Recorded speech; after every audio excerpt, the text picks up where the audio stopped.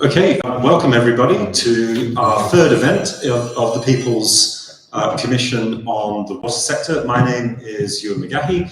I'm chairing today and delighted to be here. I'm just going to start off proceedings with a quick administrative introduction. Then I'll hand over to Becky, then it's back to me. And today we've got an absolutely all-star cast of people who are giving evidence. A video from Tommy Kane, from Unity Consulting, Ed Mayo, Fergal Sharkey is here, as I'm sure you all know Fergal, lead campaigner on water, Professor Catherine Wadhams from UEA, Julia King. So it's going to be a really, really interesting day, and hopefully we'll learn lots and hear lots from you as well about what the future of water should be in the United Kingdom. I'll just quickly introduce the panel of people that we've got up here who form the People's Commission. So we have Dr. Kate Bayliss, who's a research associate at SOAS in London. We have Francis Cleaver, who's a professor of political ecology in Lancaster. I work at King's College London, and Becky Mulby, visiting professor health innovation at York University. I'll just give you some quick administrative summary things as well. Here is the Wi-Fi password, because everyone wants free Wi-Fi. It's a very important public service like water. And we've also got toilets just outside that door. And also over there is tea and coffee for everyone, and you are very welcome to duck out during the day at any point that you like. This is the structure that we're going to be going through today. We've got our speakers in each slot, as I said, once we get going at 1 o'clock, followed by questions from the panel, and then your reactions and engaging you with questions as well. So that's the structure, and now I will hand over to Becky to give us a quick overview. Well, thanks so much for coming. I had a lovely swim this morning in Whitstable, apparently only just downstream of the sewage pipe. But with everyone's interest in my health, apparently it wasn't spilling untreated sewage this morning, which I'm very grateful for, but it can be a rarity, can't it? We're all watching the illegal spills, aren't we, as water companies start putting all that into our rivers, lakes and seas, despite the fact it's been really, really dry. So a little bit about the People's Commission. Thank you ever so much for coming today. We seem to have forgotten the point of our water companies' work and the sewage system in our country. So without water, there's no life. We are so dependent, aren't we, on water in every walk of part of our life.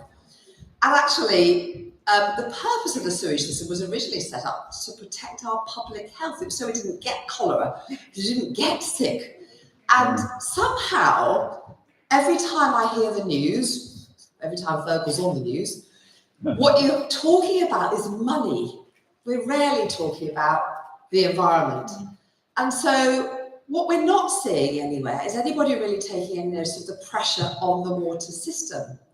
The pressure on the water system is climate change, isn't it? I live in Ilkley in Yorkshire. I've seen the ups and downs. Our river goes, the extent of flooding, but the longer dry periods. We've got population growth. We've got all those emergent threats we heard at event 2, for those of you that were there. Forever chemicals, from microplastics. So we've got a whole change in the way we manage to pollute the water system, as well as those other changes. And in this country, we've also got some of those wider issues about pollution and how we use the water. We've got a massively neglected water industry in terms of its assets. We've discovered, haven't we, in the last few weeks, how the water industry hasn't maintained the assets of our water system at all. And it's in such a state, our bill hikes have been so enormous, apparently to create and support better infrastructure. But I think, personally, not the People's Commission view yet, that actually it's to prop up the lack of investment over many years. And in front of the Environment Select Committee, the water companies have owned up to that. We've got not only a lack of confidence in management capability, we're just shocked by how blatant it is And what we know is there's no real financial resilience or resilience in terms of safety of our water. And you all know the untreated sewage data, and we all know that the water companies aren't complying with the law, and we all know that the Environment Agency and Ofwat are also, as our regulators, not compliant with the law. So nobody is really enforcing the law that's there to protect us and our environment. And in fact, the law requires the Environment Agency to put permits onto our sewage infrastructure to stop raw sewage being discharged outside exceptional circumstances. But it doesn't. We did an FOI on the air to find out the timeline for how long it would take. And they just said, no plans, really? I mean, I don't know, maybe 20, 30, 5, 40, 50, I don't know. No real rigorous plan for that. Ofwat to really review compliance, full review of the state of the assets. When's that going to happen? Oh, I don't know, maybe 5, maybe 10, maybe 20, maybe 30 years before we really know the state of our assets. How come the regulator doesn't know the state of our assets? Anybody understand that? When we've talked to countries across the world, and you are welcome to go onto our website and see Event One, where we had fantastic speakers who've revolutionised their water systems. Everyone's looking at water conservation. Everyone's looking at water protection and efficiency, and everyone's looking at a water conscious society. And that seems to be, we're not even anywhere near that conversation in this country. So when we formed the People's Commission, we formed it because we saw the Cunliffe's terms of reference in about, when was it, October, November time, had a little panic and said, that doesn't seem to represent what the public conversation is about the water industry and the water sector. We better do something about it. We've got together some willing volunteers. No one quite knew what we were taking on. But in reality, we wanted to give an opportunity to express the public's view about the future of our water sector and our water system, and to fill all the gaps in the Cunliffe's Commission. And Ewan's going to talk about how awful those gaps are, because we heard yesterday, in a moment. So we wanted to fill the gaps. We want to say, actually, the public is getting no voice. If the only way to support the Cunliffe Commission is to answer 78 questions about bits around finance and legislation and nothing about what do we really want, if the only way is for Sir John Cunliffe to go and meet a few people doing water testing down in St Agnes, if that's it, that is not good enough. We need to do something else. So with the amount of time and effort we could, and with the support of some really good friends and colleagues like Fergal, we've managed to run these sorts of events to try and see if we can input and provide a different perspective, a longer term perspective about what the public wants. So the key themes from just the first two events, before we even got here today. So I think the bit that really strikes me is that we pay, and what we pay for covers all the costs of the water industry's activity, all of it, particularly if we weren't paying for debt, but we're paying for debt on top. And we have no say. We've got CCW as the supposed voice that does some sort of focus groups, but we are not democratically involved in how our money is spent until we refuse to pay our bills, then we're starting to be taken to court.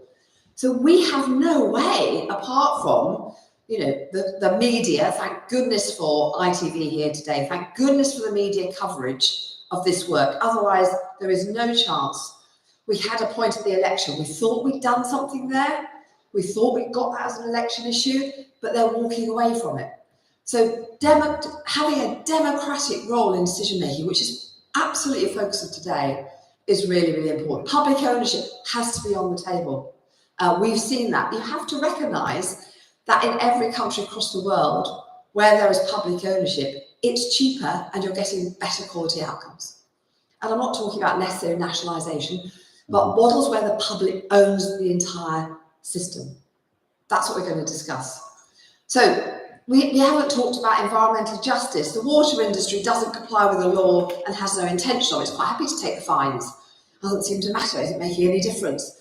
It's not learning from international leaders. It's not innovating. It's not working with our academics. It's not looking at how to conserve water. It's not in their interest to do it. We haven't managed to get to any conversation about polluter pays. We have pharmaceuticals that are changing the nature of how our fish, Fergal, you'll know this from your fishing activity, how fish behave together. A bit more lovey-dovey. Now there's a bit more antidepressants and hormone replacement therapy in their diet. So we've heard that people like pharmaceuticals are polluting our water, but I'm still paying. It's the public that's still paying for all our water to be treated. So we've got a set of recommendations here for businesses so far, the water industry, government, and for us. How do we become active participants in securing the safety and security of our water? How do we use less? How do we make great decisions? Those of you who are great recyclists, you've got even better recyclists as soon as a recycling bin put outside your house, won't you? And you'd have to take it anywhere. We don't even have labelling on the things we use. We have it for energy, but not for water. We don't have anything in our building regulations still about use grey water down the loo. We take our first grade quality drinking water and we flush it down the toilet. So we've got quite a lot of things that we think really matter. None of this is featuring in the Cunliffe's Commission so far. None of it. None of this is future focused. And so that's where we've got to with our inquiry today. I'm going to pass over to Ewan, who's going to talk about specific issues of ownership.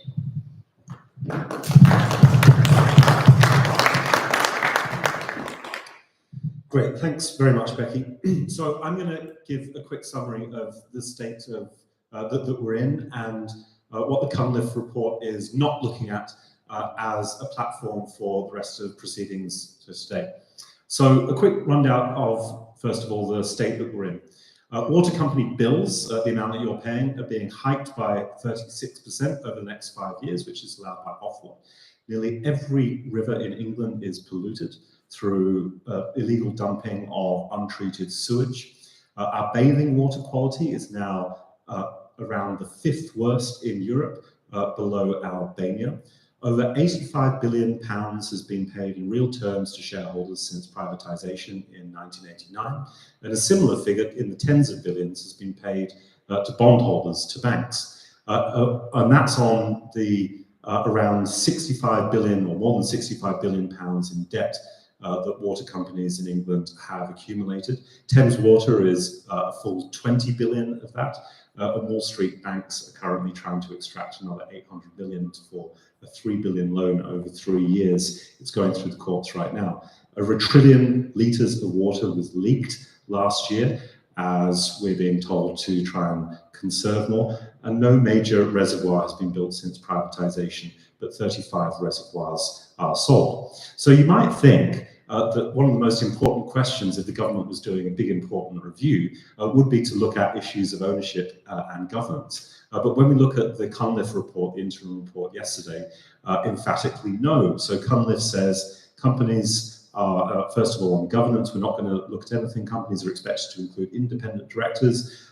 This is on page 88. Boards and board members have specific duties to the company and need to work effectively to provide necessary oversight. So that means, says Cunliffe, that there are limits how far this is compatible with representation of multiple stakeholders. In other words, including employees or representatives of the public on the board. And he says that further changes at this time would be unjustified. Secondly, Cunliffe says very squarely on page 14, the government's terms of reference excluded public sector purchase of water companies or their assets because DEFRA, the Secretary of State, says it would be prohibitively expensive, complex, and has not necessarily been proven to deliver improved public outcomes. But the problem with both of these assertions, no looking at governance, no looking at ownership, is that they're just not based in the same reality that we all live in. When we look at governance models around Europe, it's striking how far we are behind in representation of different stakeholders. So to just give you examples from London, Paris, and Berlin. In London, of course, we've got Thames Water. You have a board of directors. And guess who appoints the board of directors? Well, it's the board of directors. They can be removed by shareholders, but usually under the UK Corporate Governance Code and the private company, directors appoint their own successors. Go to Berlin, brought into public ownership again in 2013. You have 16 people on the supervisory board, 8 chosen by the local council of Berlin, 8 elected by the staff, who of course know the water company the best. Eau de Paris in 2009 made public again. They have a board of directors with 13 representatives from the council, 2 members of staff, so not as much as the Germans, 3 representing consumer and environmental groups. Or you go to Holland, example would be Groningen, has a 6-person board, 4 appointed by the council, 2 chosen by the work council. So the idea that in Britain we need independent directors really drives how all of our governance works, but actually they're the least independent group of people that you could imagine, because they are directors appointed by other directors. And we know that at Thames Water, for instance, you have this sort of revolving door with the former CEO of Ofwat, Catherine Ross, becoming a director on Thames Water's board. So that's one of the problems with governance. And of course, governance is much more what duties do you have, what kind of external oversight, regulators or observatories might you have as well. But that's one of the really important differences that Cunliffe simply isn't willing to look at. Next, on this question of ownership, public ownership being prohibitively expensive. Well, is it really true that it would cost loads of money to make water public again? The government is quoting a figure of £99 billion for nationalisation, but that figure comes from the water industry itself. Anglia Water, Severn Trent, South West Water and United Utilities got something called the Social Market Foundation, a think tank, in 2018 to calculate how much it would cost to nationalise water systems. They said 90 billion. But what they did is they took a figure from what is known as regulatory capital value, which is just market value of privatisation in 1990, plus any capital investment over the years, uprated by the retail price index every year. And that has soared so far. If you think about what inflation has done since 1990, it's completely divorced from market values now. United Utilities, market value is about half of its regulatory capital value. It's just a figure, by the way, used by Ofwat to allow dividends to be paid out. Thames Water's regulatory capital value between 4 and 5 times its market value. But actually, what you need to pay in law, and being a lawyer, I decided I'd better have a look at this to check that I was getting it right. What you have to pay in law is appropriate value if you nationalise a company.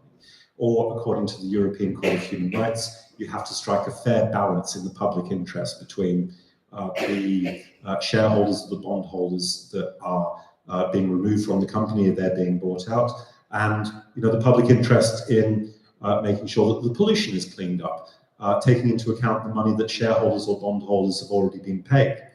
So if you think about a company like Thames Water, which has £23 billion of infrastructure repairs to do, and by the way, has given 10 billion to shareholders since privatisation, and has given 13 billion to bondholders since privatisation, funding how the shareholder and bondholder figures add up to the same amount that is needed in repairs. In law, the appropriate value is going to be something close to 0. And that is quite a lot less than the regulatory capital value, the figure that government is using. So it's simply not true in law that it's prohibitively expensive, and it's a real shame that Cunliffe isn't looking at this. And the idea that we can't address privatisation is really something that's swimming against the tide. So Paris brought its water into public ownership again. Berlin brought its water into public ownership again. Opinion polls consistently show a rising tide of public opinion supporting public water. In 2017, 59% supported public ownership of water. 2022, 63%. 2023, 69%. And last year, 82% of people, these are all YouGov polls, same methodology, surveying a few thousand people around the country. 82% of people now support public ownership. And there was also this guy called Keir in 2019. Keir Starmer is his name. He said that public services should be public hands, not making profits for shareholders. And he supported common ownership of rail, mail, energy, and water. So, the idea that we should keep privatisation and not address it as the Treasury wants us to think is really not something that is in tune with the vast majority of the British public, including this guy called Keir, or at least Keir in 2019 or 2020. Now, you can pass an act to Parliament to do it, but there's also something called special administration. Hands up if anyone's heard of special administration in the room. So what this is about, if a company goes bust, you put it into administration, but for water companies, there's a special administration process. It's making companies lose their licenses. You can do it if they're insolvent, or if you can do it for poor performance. And the government could withdraw licenses at any time from companies that are poorly performing. The minister applies to court, the water company enters special administration, and if they choose, the administrator can transfer the assets of the company onto a new public entity. That's what happened with Railtrack, transferred to Network Rail back in the 2000s, at £0, which means that shareholders and bondholders don't get bailed out. And so the ex-water company shareholders and bondholders get zero. You get a debt-free public entity. And so long as it's right that in law that that's the appropriate value rather than compensating the people who have been polluting, the people who've been profiting, then that's a perfectly legitimate legal path for public ownership. But of course, ownership is separate from governance. So what we're going to focus on today is mostly governance.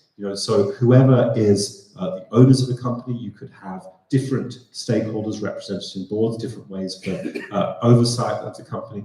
And that's what we're going to really be focusing on today. So next we're going to a short video from Tommy Kane, who is the director of Unity Consulting. And I believe Becky is going to flip the switch to get that started. Over to Phil. Everyone, I hope you're all well. Thank you for being here today, and thank you for the invite. I'm really sorry that I can't be there in person. I would much rather be there in person and speaking to you face to face than doing this very unnatural thing, which is speaking to myself into a camera, which I hope I'll do okay, but if you just bear with me over the next 5 or 6 minutes, that would be much appreciated. My name is Tommy Kane. I have been asked to participate today because of the research that I did during my PhD, which looked into the regulation, the governance and the operations of water and wastewater services in Scotland. This global crisis, which I'll just touch on very briefly, is a crisis that's perpetuated, frankly, because of, amongst other things, the mismanagement of water, its unequal distribution, and a lack of investment and political commitment to provide millions, if not billions, of people across the world with this most basic of needs. In modern times, indeed, our citizens in developed countries have a tendency to think only about water when they go to turn on the tap or fill the kettle or wash the dishes, flush the toilet, water the plants, take a shower, etc. But the operational processes that lie behind that and the governance of those processes that takes water from lakes or lochs to tap is too often taken for granted and not thought about or considered anywhere near enough. Neither, of course, is what we then do with wastewater and sewage. So how we provide and govern water services matters, because water is precious to life itself and to the vital functioning of life, society, and the wider economy. The goods we produce, food we eat, the energy we consume, we all rely on water for these things. Cleaning water and preventing pollution matters. Conserving and replenishing water matters. Therefore, the values and the ethos that shape the ownership and governance of water and wastewater services are critical, not least in relation to how the way water is managed and regulated affects people, communities, and the wider environment. Now, during my research, I found some interesting information about the debate round about how water should be governed and owned and regulated. For many years, to this day, the dominant discourse propagated by powerful networks of lobbyists, think tanks, supranational institutions such as the UN and World Bank and the International Monetary Fund has been to govern water using market mechanisms. Often when, and I hear this quite often by people down south, when denouncing privatised systems in England, critics often cite the contrast with the public owned water and wastewater services in Scotland. Professor David Hall, a friend of mine, just recently published research showing very important differences between the public Scottish system and the privatised English system, and how bills are lower in Scotland, and in terms of investment per capita, that's higher. There also appears to be a level of democratic accountability in Scotland. However, it is also important not to place Scottish water on a pedestal. Whilst there are clear advantages to retaining Scottish water in the public sector, the Scottish water version of, and the governance and regulation of, a public service should not be seen as a panacea. In my view, it is not. There are lessons to be drawn from the type of public corporation Scottish Water is, which merits a consideration of the nature of, as I would describe it, publicness, and what type of public model is most effective in engaging with and delivering for the public whose interests it is serving. This is, I think, especially important given arguably the erosion of that distinction between public and private institutions. The way Scottish Water is regulated, governed and delivers operations could be seen as an example of this erosion. The question of publicness is particularly relevant when considering the governance, regulation and operational delivery in Scotland, including the decoupling of operations from democratic accountability, the increasing role and power of unelected regulators to set budgets and charges, the application of private sector practices, as well as the increase of private sector contractors in the delivery of water and wastewater services. So, you will be unsurprised to hear me conclude that ownership matters, and that, as a fundamental public good and service critical to life itself, water and its associated services must always be retained in public control. But how that public service is governed and how it operates is really important and worthy of much consideration. The public must be part of that public service, and it must be properly democratically accountable.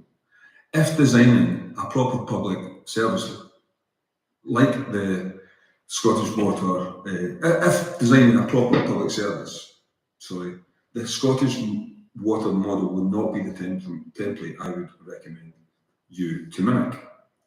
Expertise and technocratic knowledge is obviously important, but a people-led public utility, or at least one that's democratised, representative, accountable and answerable to the public it provides services to, is needed. Investment decisions must always be based on local need and pressing concerns, and the pressing concerns of local people, and with public involvement. They should not be solely in the gift of technocrats and faceless economic regulators. The users of water are citizens, not consumers, and water itself is a public good and service, not a commodity. In Scotland, as well as in England, a mindset shift is needed on these most important of principles. I hope that your Commission will help in that effort. Finally, let me suggest that when we give it conscious thought, many of us consider our relationship with water as sacred, part of the commons, the shared inheritance of humankind, as the lifeblood of all human and non-human life. Yet our relationship to water is too often taken for granted, as are the processes and structures associated with the governance and the management of water. This Commission is challenging that, and I fully support your efforts in doing so. Thanks again for allowing me to contribute to and participate in this important Commission. Well done for setting up solidarity. Okay. Thank you very much, Tommy. Really interesting because Scotland has a sort of old-style nationalised industry method of governance, where the Scottish ministers simply appoint who's on the board of Scottish Water, unlike what we see in Paris, Berlin, and so on. Any reflections while we get Ed mic'd up? Any thoughts that you would like to throw in?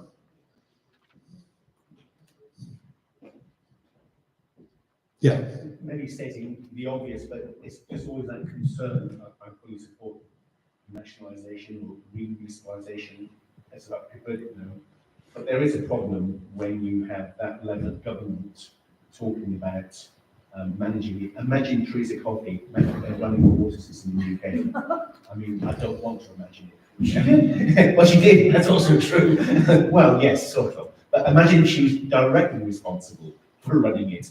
That would be a nightmare. So there has to be a model of nationalisation, municipalisation, where there'll be other stakeholders that are really going to hold the keys.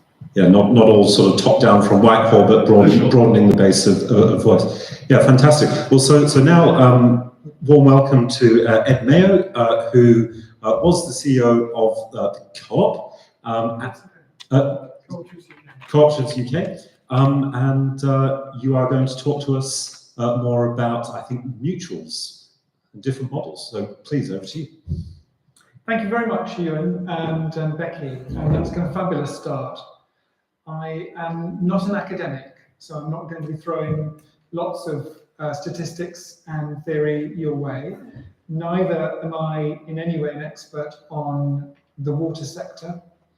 But what I do know is, as a practitioner and as a designer of participatory models of governance, cooperatives, mutuals, I'll come on to talk about those a little bit.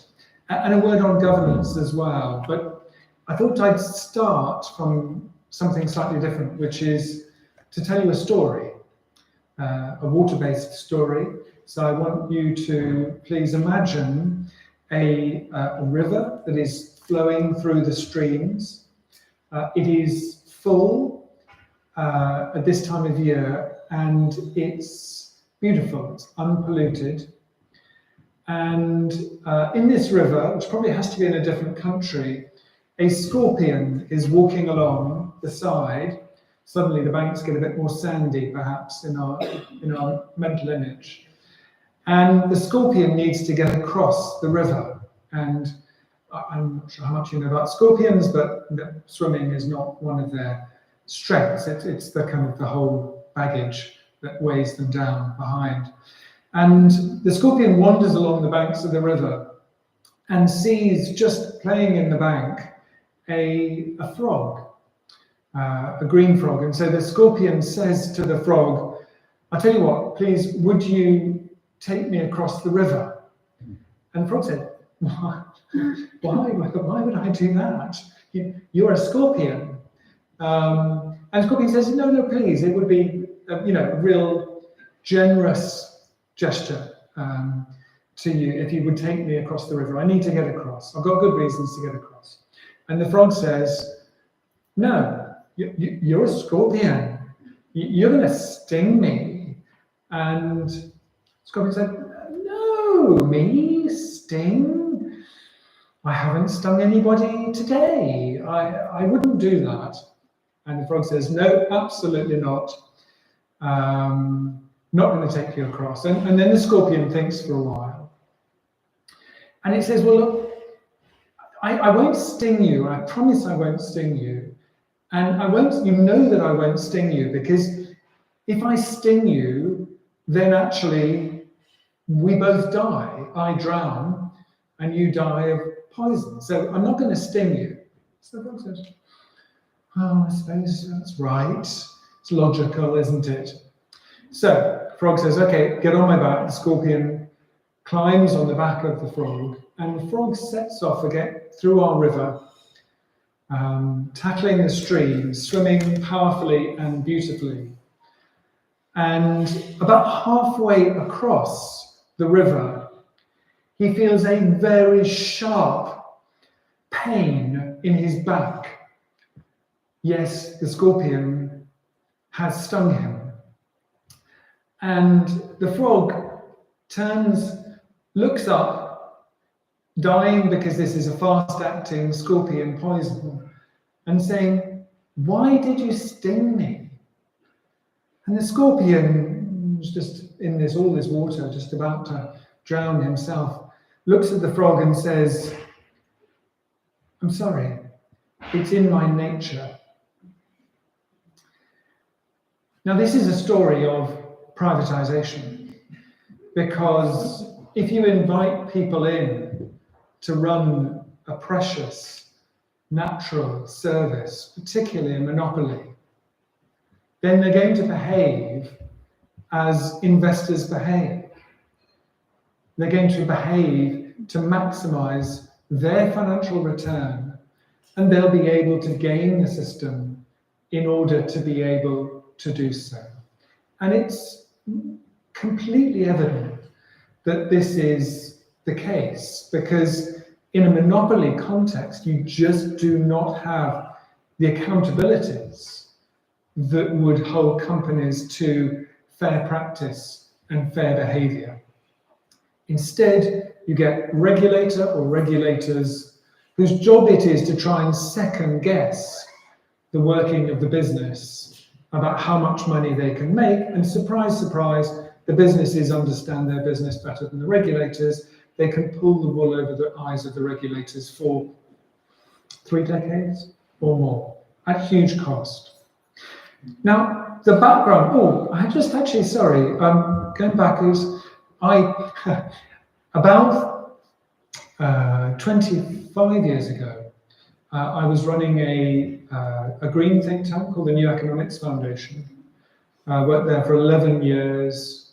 It's written on my heart, and commissioned a piece of work by the late, great Johnston Birchall, a kind of cooperative theorist, on water mutualization and that as an alternative. And it was an interesting discussion at the time. We would have saved the billions that Ewan talked about if the country had gone this way. There was the setting up of Glas Cymru. There was talk about Yorkshire Water and Calder. There was a model there, but it wasn't fully public sense of ownership, public participation in that way. It was kind of keeping the profitable operating elements and trying to push the other bits out. And the Yorkshire one went nowhere, but Glas Cymru did go on and is a model for a non-profit, shows that non-profit models can raise finance in the market to fund long-term investment in infrastructure. And there'll be people here who know much more about Glas Cymru than I do. Going back to Adam Smith, of course, because this is where we started. Privatization was the idea that markets could organize things much better than the state. The roots of that were in Adam Smith, and he kind of famously said it's not from the benevolence of the butcher or baker that we expect our dinner, but from their regard for their own interest. But Adam Smith also pointed out that there are whole swathes of economy and society that should not be organized through self-interest. And good roads, canals, navigable rivers, these he saw as essential to breaking down the kind of monopolies you get when things are controlled in self-interest. And he praised turnpike trusts, which were private, but they were essentially non-profit trusts that were building roads at the time. Their level of return was capped. They were licensed and legislated by Parliament as well. So an interesting pre-model that is there. But Adam Smith, I think, would be entirely behind the proposals of the People's Commission. Now, governance.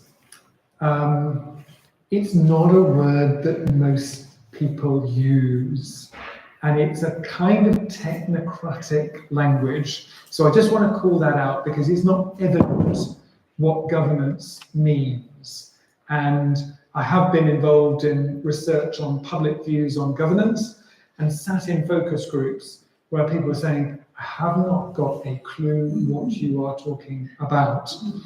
So just to step back Is anybody here been on a governor of a school at any time? Thank you. Oh, well, you are extraordinary. Then you have. So the marketing in the education sector for today's event has been exemplary.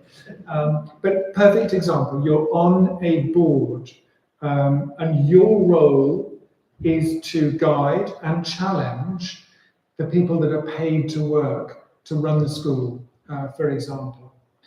The same process would happen with companies. So do we have anybody here who owns shares in listed companies?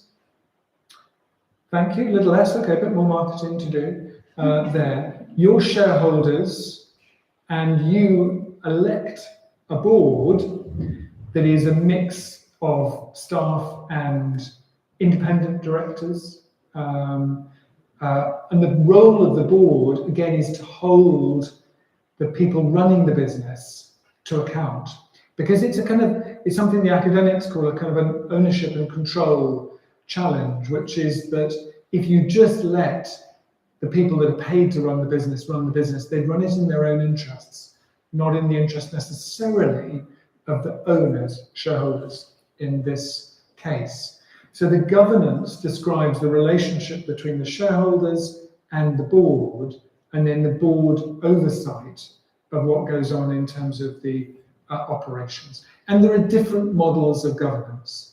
Police commissioners, for example, have a governance role in relation to the police.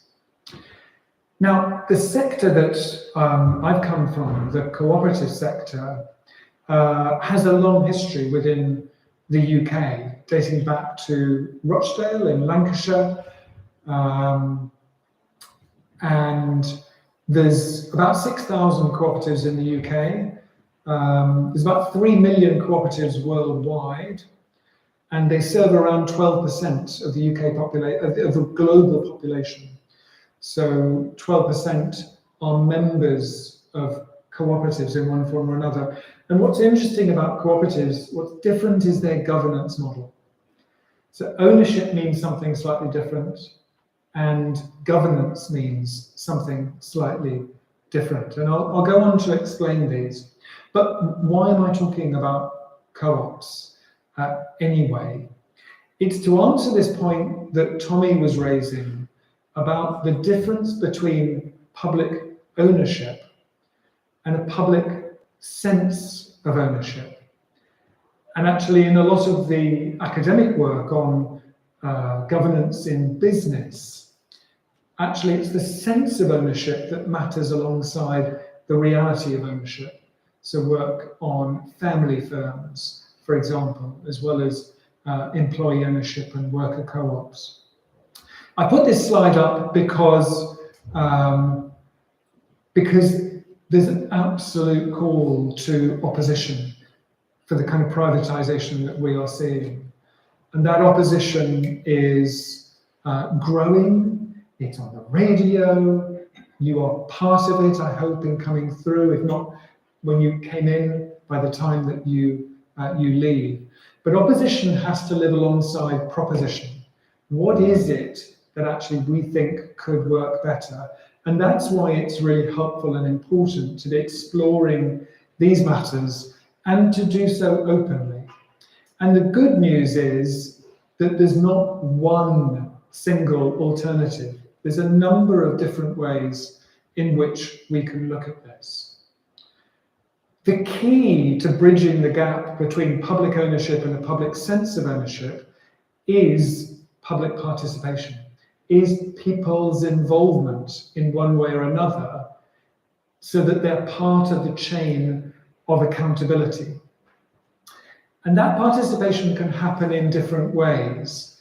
You obviously can't have everybody sitting around a table or the like, so there will be levels of essentially representation that you may get before you get to the people that are actually running the business, kind of a water utility, of course. But there are different models of doing this. It's worth saying also on ownership that ownership is also a complex topic, and we think we know what ownership is, but actually we tend to confuse it with what you can sell. That if you own something, you can sell it and you have a value. Now, ownership in the kind of the world of academics is there's a kind of bundle theory. So ownership means a lot of different things you can put together. But actually, in a mutual model, a mutual is a cooperative. Usually in financial services, that's what it means.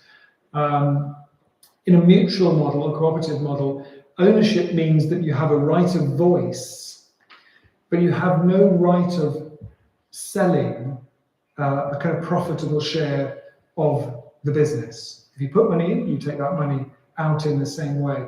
So ownership means something a little bit different when we're talking about cooperative or mutual models. The benefits of a mutual model is firstly that we are reinvesting surpluses, and it is cheaper because we're not having to pay the costs of shareholders. So that figure on the billions that have gone to shareholders would be internalized within the system and reinvested. There's an old saying that when money flows, mutuality grows, because there's a whole set of areas like insurance and elsewhere that work better organized mutually and cooperatively because they're cheaper, because you can get cheaper finance. Improved accountability, and then longer strategic stewardship, stronger environmental stewardship, and improved public trust. I won't go into the sort of design elements of a cooperative or mutual, but in many of the large-scale mutuals that you see around the world, essentially you have a member assembly, a representative body, which can be anything from 100 to 500 kind of people, come from different constituencies, from the workforce, citizens as users, municipal authorities as the democratic way of reconciling some of those, environmental groups as stewardship. And they essentially appoint a board that is the oversight board that oversees the business. And that board has to have the skills to run the business. But there is a chain of clear accountability that is there. I apologize for the language, because the language gets in the way. There's so many different ways of describing non-profit models. And we tend to invent new words and new models. Sometimes they're invented and they're not got right because people want to kind of invent their own. But cooperatives, mutuals, community, these are similar models that you will see out there. And just to close really, again, with reinforcing what Ewan said about the examples that are out there internationally of organising with a public sense of ownership. And great examples from kind of Berlin and elsewhere. I've chosen Denmark because rural water has long been organised cooperatively and effectively in Denmark. It's a successful model. You do see urban water cooperatives in Bolivia, for example. One of the best kind of water companies in Latin America is cooperative. And you see some in some sectors elsewhere, like in Australia, the sort of irrigation cooperative and the like. But this is a model which works in other sectors. It's a natural fit for the monopoly sector of water. And it's a long-term fit. And you need a long-term solution for a long-term asset, such as water. So there are ways of bringing public sense of ownership into public ownership. It'll be cheaper and better in the long run. Why we didn't start 25 years ago, I don't know, but we should start today and we should campaign for that.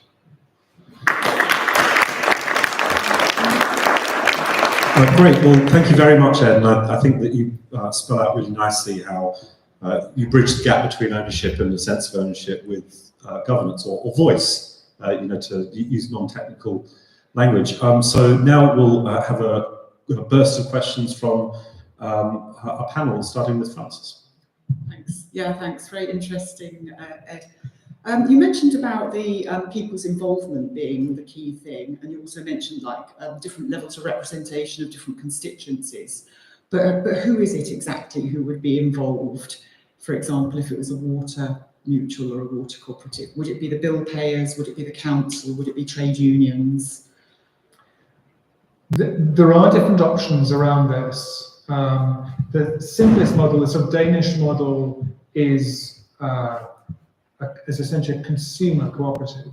So it's the users of water, the customers, that are the single stakeholder.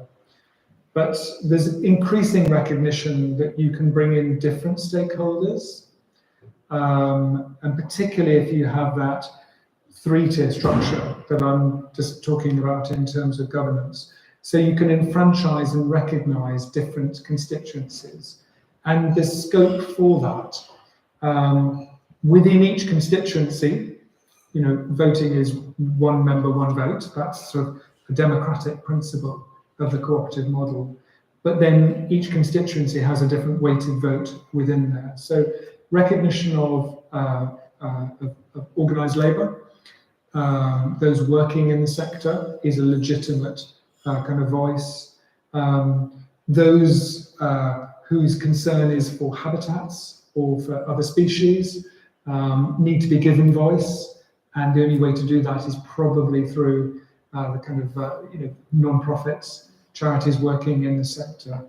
I think if you're organising regionally, which makes sense, then matching this up with the governance structures, the democratic governance structures of the state, brings the advantage that there is a chain of accountability all the way through.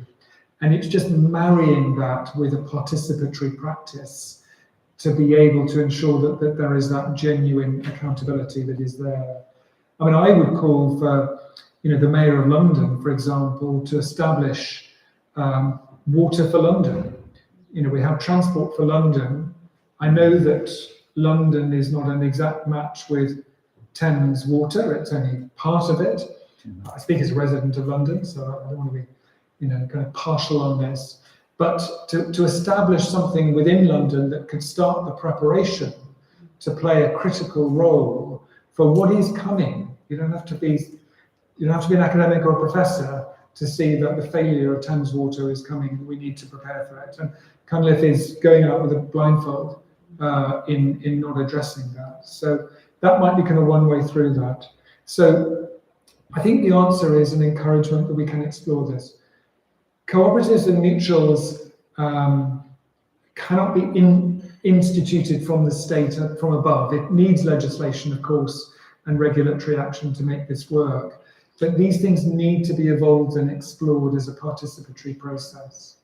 And the good news is that there are a whole range of different ways of involving people through citizens' assemblies and the like that allow people to make an input without it being what Oscar Wilde said about socialism, that this is, every evening spent in a committee. I've got a quick question next. So believe it or not, the latest Water Special Measures Act, Section 1, allows Ofwat to write rules on governance. It's completely open, completely broad. And I'm just wondering, so you've been talking in kind of principle terms. Actually, we don't need to change the ownership structure before the governance is changed under those rules. So you could start changing, who's on the board or whatever else.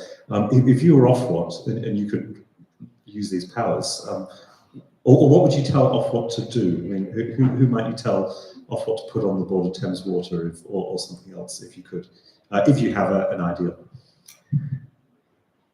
I think it's a good question. I think that putting people onto the board of existing privatised companies, you can't solve, I think, that fundamental scorpion nature of the entity. What you can do is perhaps lay the groundwork for stakeholder participation and ownership, for mutualisation in effect. So I think that someone on the board of Thames Water, I'd see as someone that was engaging directly with the stakeholders that are not enfranchised by the the private ownership kind of model. They'd be operating as a minority. They wouldn't sway on the board, but it would start to make a change.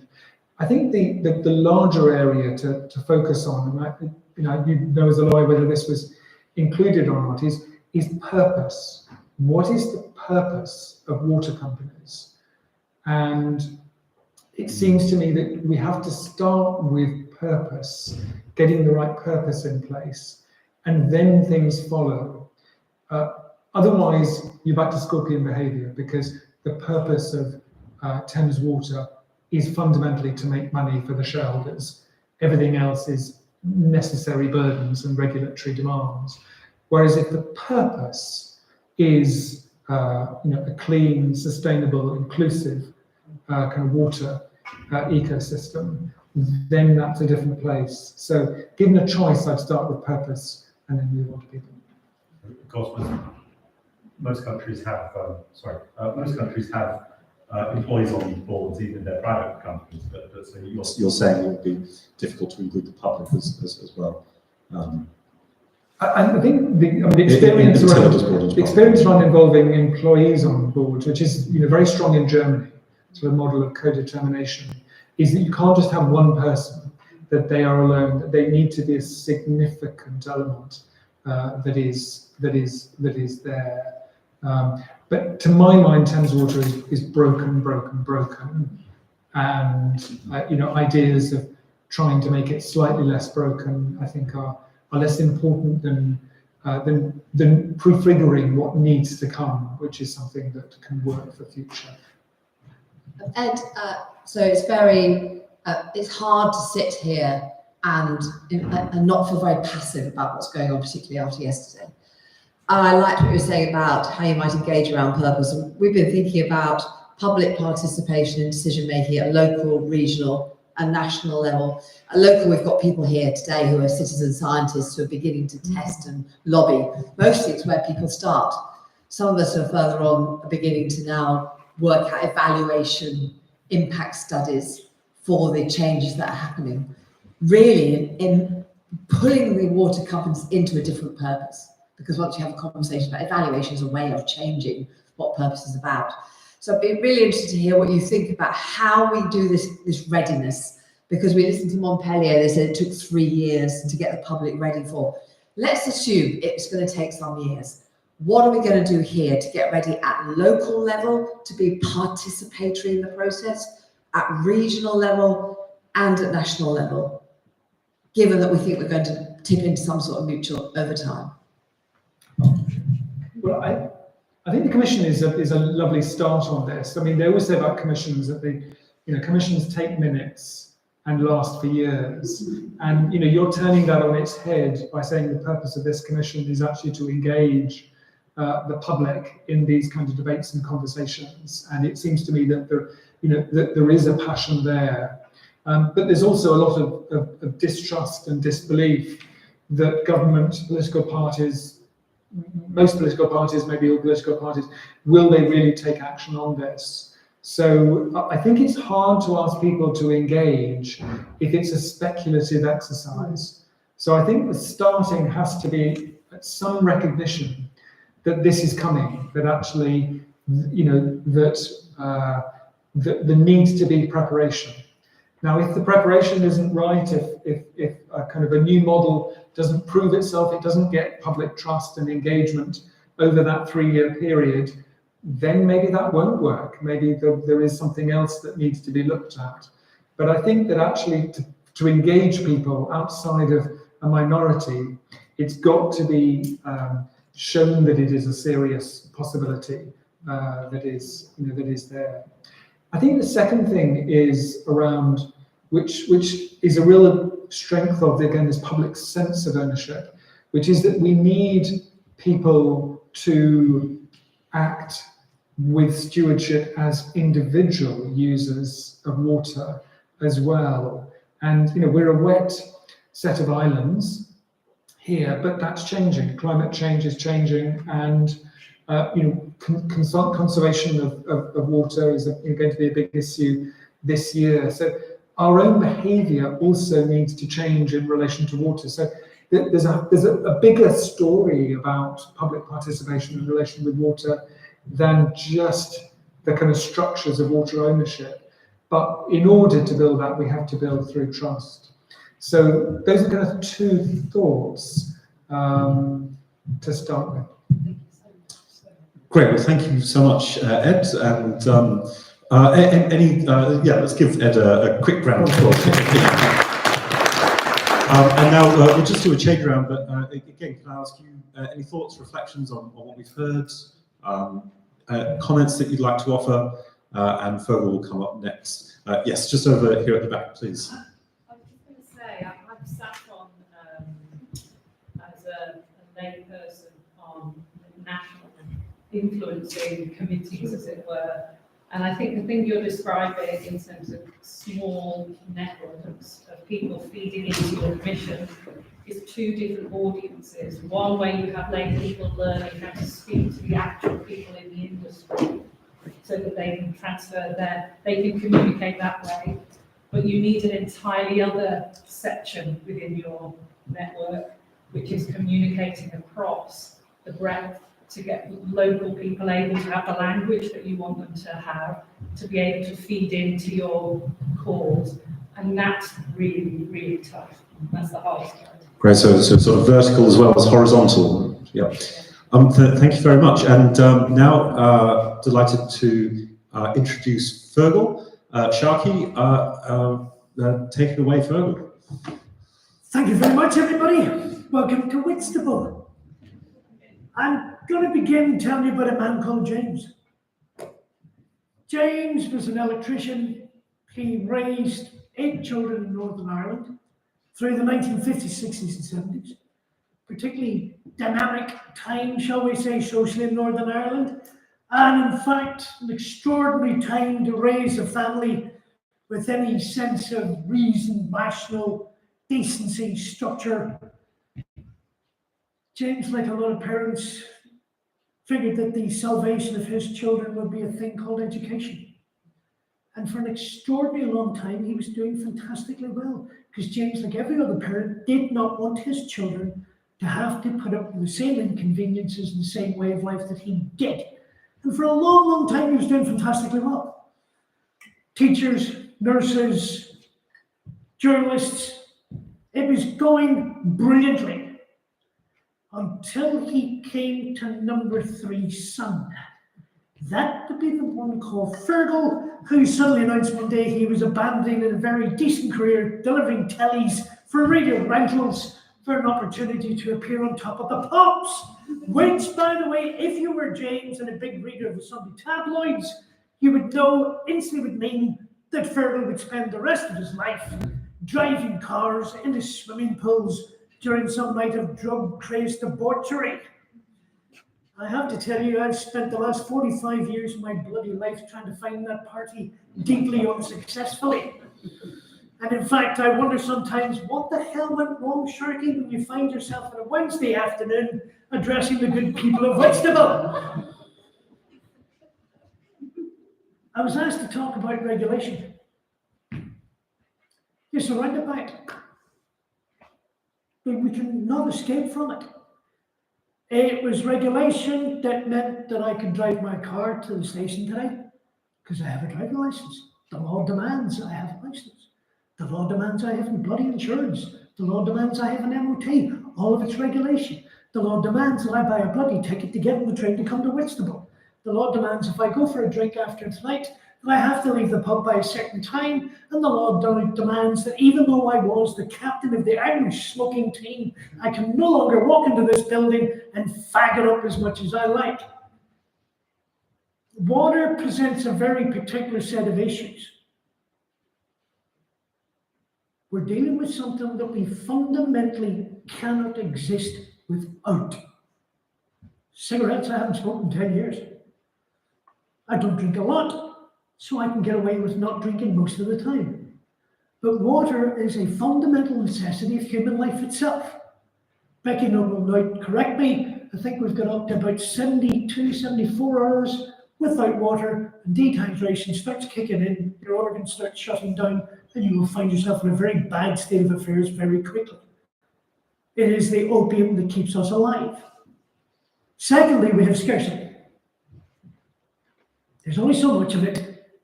It only rains so much, even though we live on a couple of islands in the North Atlantic.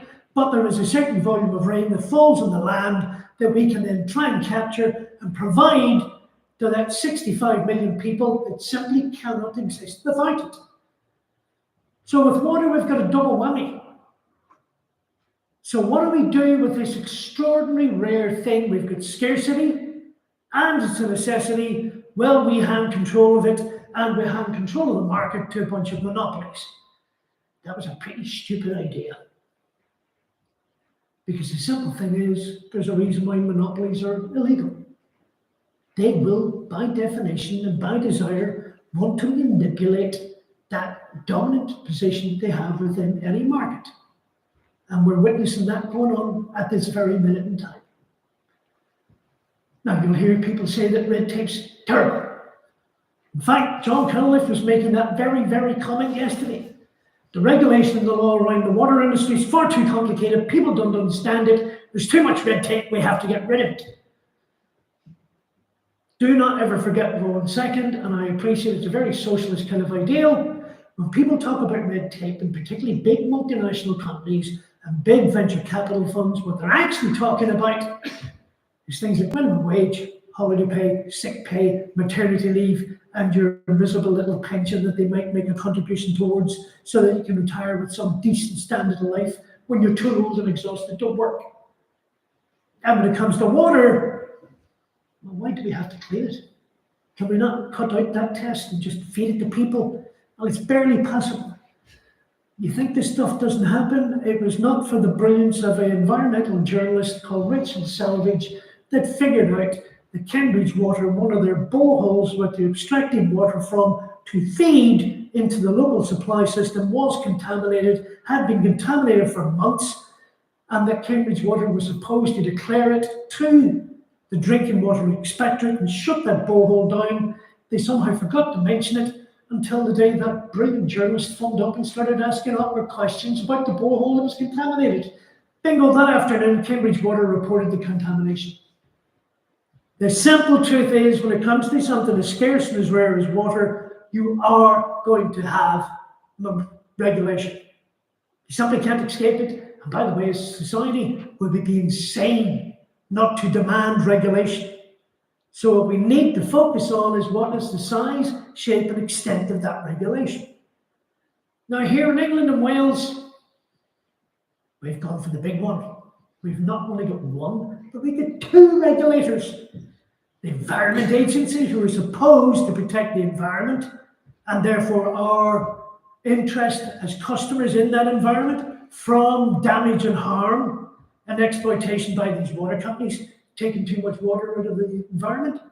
Here we are in southern England, home to about 85% of the world's total supply of chalk streams.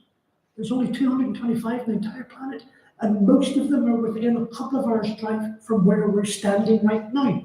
And it's the very same chalk streams that southern water over-extract and destroy simply to feed and supply water. Oh, by the way, along the way, they leak roughly about 20% of it, because they've not invested enough in the supply pipes, and they're old and they're creaky and they're broken. The simple truth of the matter is, you will have regulation. Of what? They're to regulate the price. Well, anybody that's a customer of Southern Water, you know how that one's been working out? Because in the last few weeks, you've seen your water bill go up by what, 47%, 50%, 53% in some occasions. By the way, Ofwat's been doing that job for the last 35 years. When I went to school, that's the head of the English department sending you home, telling you to write out 500 times, I must pay more attention and I must do my job better. As in terms of the Environment Agency, you've already heard, there is not a single river anywhere in England that is not polluted. That's an extraordinary thing for me to be able to say. There is not one single river anywhere in England that is not polluted, And one of the largest sources of that pollution is the water industry and the wastewater treatment that is dumping sewage. And by the way, don't anybody try and tell you that there's anything remotely clean about treated sewage. There probably isn't. So the truth is, where we now stand, the system of regulation is completely and utterly failed. And there's no getting away from it. There's no secret about it. Everybody knows it. Well, how the hell did we ever get ourselves in this position? Well, it turns out there's a simple answer to that. You start with the Secretary of State. Now, I know you scoffed slightly, and you were right to do so. But here's the thing, for quite some time, Chris Coffey did actually run the water industry. In fact, right now, Steve Reed runs the water industry. Why is that? Non-departmental bodies, regulators, quangos, are slightly different from a corporate structure. The legal entity that actually is a non-departmental body, the Environment Agency, Ofwat, are all appointed by the Secretary of State of the sponsoring department. So the board of Ofwat and the board of the EA all serve and were appointed and can be removed at the bequest and the whim of the Environment Agency Secretary, or the Secretary of State for the Environment. John Cunliffe yesterday talked about, the environment regulators, both Ofwat and the EA, they're far too timid. They refuse to bite. They can't do their jobs properly. Good. We don't need a commission to deal with that, because guess what? The Secretary of State this afternoon could remove and fire all of the board of both the EA and Ofwat and appoint a whole bunch of other people tomorrow. But here's part of the problem. When you look at the people currently sitting on the boards of the EA and Ofwat, you begin to scratch your head quite furiously as to what the hell they're all doing there. And I say that as a former regulator, because for 5 years I did serve a full term as the regulator of the commercial radio industry here in the United Kingdom. So if you're unhappy with your local radio stations, or you think they're all boring and they're all playing the same music and there's too many ads, somewhere down the line it might have been my fault. So I apologize. Now, particularly with water, there's an interesting dilemma. We know that it's now full of predatory, aggressive, manipulative venture capital funds. And by the way, for the record, somewhere way north of 70% of British water companies are today owned by overseas investors. So don't delude yourself that this is something to do with the British economy and British pension funds. It's generically a lie. By way of example, the Chinese government own 10% of Thames Water as we speak. I suspect the Chinese government doesn't even bloody well know they own 10% of Thames Water. So here's the thing we're going to have to grapple with. The regulatory system's failed. And that was because ultimately there were people being appointed to those boards that should never have been appointed to those boards. I did check last night, and there are a number of people peppering both the board of the EA and the board of Ofwat that I would argue that are simply serial non-executive directors. They collect little bouquets, propping up pensions. Oh, I get 30 grand a year for 1 day a week, and I'll get 3 or 4 of those, and then that'll see me out my pension.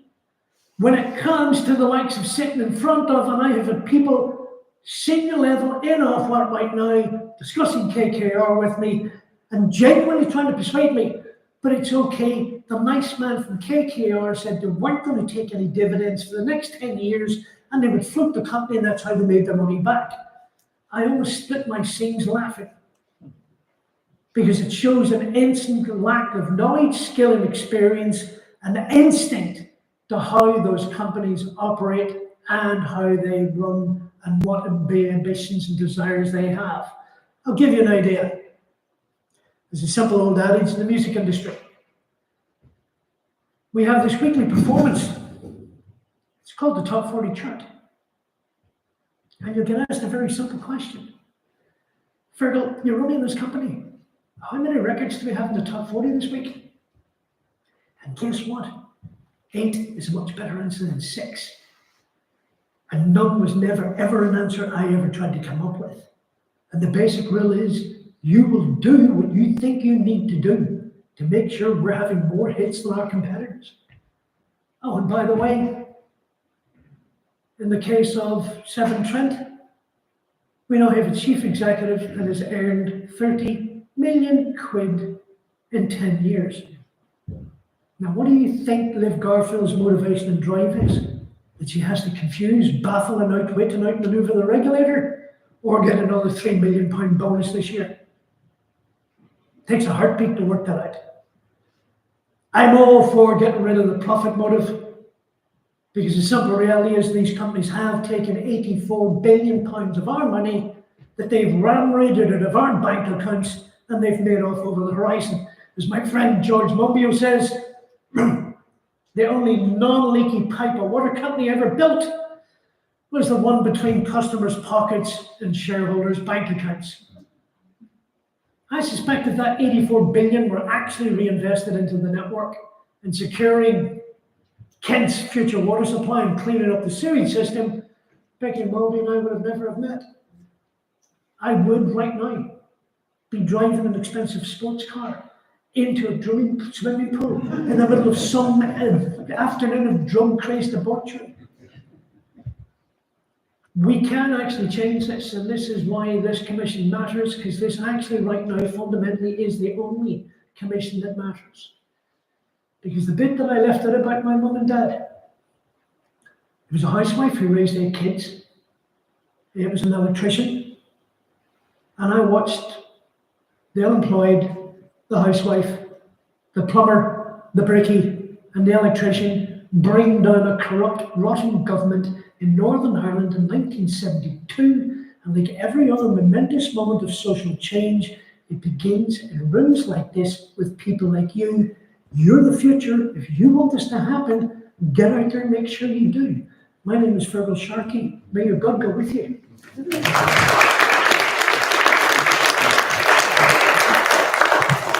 Well, that was fantastic, Fergal. And I'd like to turn to Frances first. Thanks, Fergal. Yeah, really interesting. So you're talking about regulation and you're talking quite top level there, but do you see any role for the public or water users, you know, the small people in the regulatory system? Oh, listen, absolutely without exception. And here's part of the problem. If you're looking at the boards of the regulators themselves, you have to change the public appointments process. Now, simplify this, those of you who are old enough may remember back in the mid-1990s, there was an awful lot of discussion about MPs standing up in Parliament with brown envelopes stuffed full of cash, asking questions. And the then government set up the Nolan Committee inquiry. And one of the things they looked at was propriety in public life and public appointments. And it was the Nolan Committee that came up with this idea that all of this old boys network, the Sir Humphrey attitude of, well, we'll just sort that out over a decent lunch in the Carlton Club at one point, it'll all be fine. And actually the Radio Authority was the first time ever in this country a position on the board of a regulator was openly, publicly, competitively advertised. And I applied for it. And it came as much as a shock to me 6 months later when I got a phone call with, well, the Secretary of State is minded to offer you this job. If you were to do so, might you be minded to accept it for? I suspect right now that if I was to apply to be on the board of Ofcom, I would never get on the shortlist, never mind actually end up doing that job. So government, I'm afraid, is going to have to take this whole issue of public appointments and rip the thing to the ground again and re-establish it so that you and you can end up having a direct influential input and voice. But I think endpoint is very, very pertinent here. I've sat in any number of boards. I've sat in any number of quangos. I've chaired a number of government commissions. You need a particularly strong individual to be that person that in a room full of their peers will put their hand up and go, listen, I'm really terribly sorry, but I don't think this is right. And be able to argue philosophically and drive that change. But Ed made a very telling point. That's why the German system works, because you're there in numbers. It's not one member of staff. It'll be half a dozen members of staff. So we need to make sure that when we restructure these organizations, that nobody is left out and everybody feels they have the same confidence and ability and right they have a voice and make that voice heard. So I think that's really interesting, but that's still quite high level. And what I'm wondering is all the fantastic work that some of the campaigning organisations Yeah. are doing, monitoring, holding to account, exposing things. How do we join that up with the higher level Well, kind of okay, now I'm going to regulation? be probably slightly disparaging because the instinct towards that, I suspect, would be through the existing system of non-governmental organisations, environment charities. My personal opinion right now, most if not all environment charities out there that you would naturally gather and cluster around, they're all failing equally. And I think there is massive overhaul needed in all of that. The recent planning bill is the perfect example. You provided supportive quotes for a piece of legislation that you've not actually seen, that as it turns out sweeps away and sets aside all existing environmental protections in exchange for a bauble of a nature restoration fund. You got played. Now, if I was on the board of those charities, I would be holding the chief executive over the table right now, going, what on earth am I paying you for? And to give you an idea of where they've been outflanked, it came up before Christmas, Thames Water was in the High Court, trying to get approval for this £3 billion package. It came out in court. Thames Water are currently spending £15 million a month on lawyers, comms people, strategists, lobbyists, outmanoeuvring, outflanking not only Ofwat and the EA, but every community organisation and every environment charity in this country. And our response to that is what? We send a bunch of 24-year-old postgraduates into a room full of sharks and we get eaten. And then we wonder why we're not having an impact. We're as guilty and complicit in all of this as anything to do with Ofwat and the EA. Thank you. I see what you're saying about the composition of the regulatory authorities, but do you think, given what we've seen from regulation, do you think with the current structure it's really possible to hold companies to account? Do you think? No, not at all. I have written in the Times this morning, and I made it very clear. The current system, both of ownership and regulation, is institutionally dysfunctional, it's institutionally discredited, and institutionally incompetent. So why in God's name would you want to carry on something that you know is so fundamentally flawed and incapable of operating? I will put my hand on my heart here. Yes, I was asked by the Secretary of State, and I did make it clear to him. The day you came to office, you should have sacked the chairman of the EA, you should have sacked the chairman of the Ofwat. And that would have given you 6 months to then figure out what you want to do. Right now, I would shut both those organisations down. It's clearly going to need restructured. And while you're doing that, you can go and have a good look at Natural England while you're at it. Because guess what? Why have we got 3 regulators? Well, I would settle for one that's even doing a half a decent job. Okay, so you'd scrap. Absolutely, what without we exception. have. Okay. Should I? And perhaps if I could just follow up on that. I mean, so then do you have that sort of public oversight within existing water companies? Because I suppose we want to restructure those. We probably want to abolish the dysfunctional things, but I was being very straightforward. I really do think we have to remove the profit motive from these companies, which invariably means we're talking about state ownership. And by the way, don't believe for 1 second, you've heard it already, that there's some massive cost and massive problem involved in nationalising these companies. Forgive my language, it's bullshit of the highest order. In case nobody noticed, we effectively nationalised British Steel about a month ago. It didn't cost anybody a penny.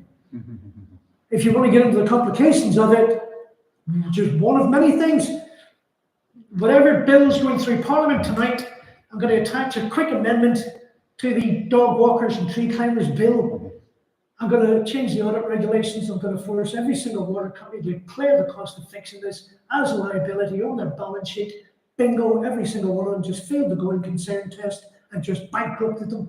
And as you will explain, water companies here can't actually go into voluntary liquidation. The minute they do, all of the asset automatically reverts back to state ownership. Bingo, I just seized control of the whole damn network and all their assets, and I didn't do a damn thing apart from one quick amendment to the audit regulations. Northern Rock.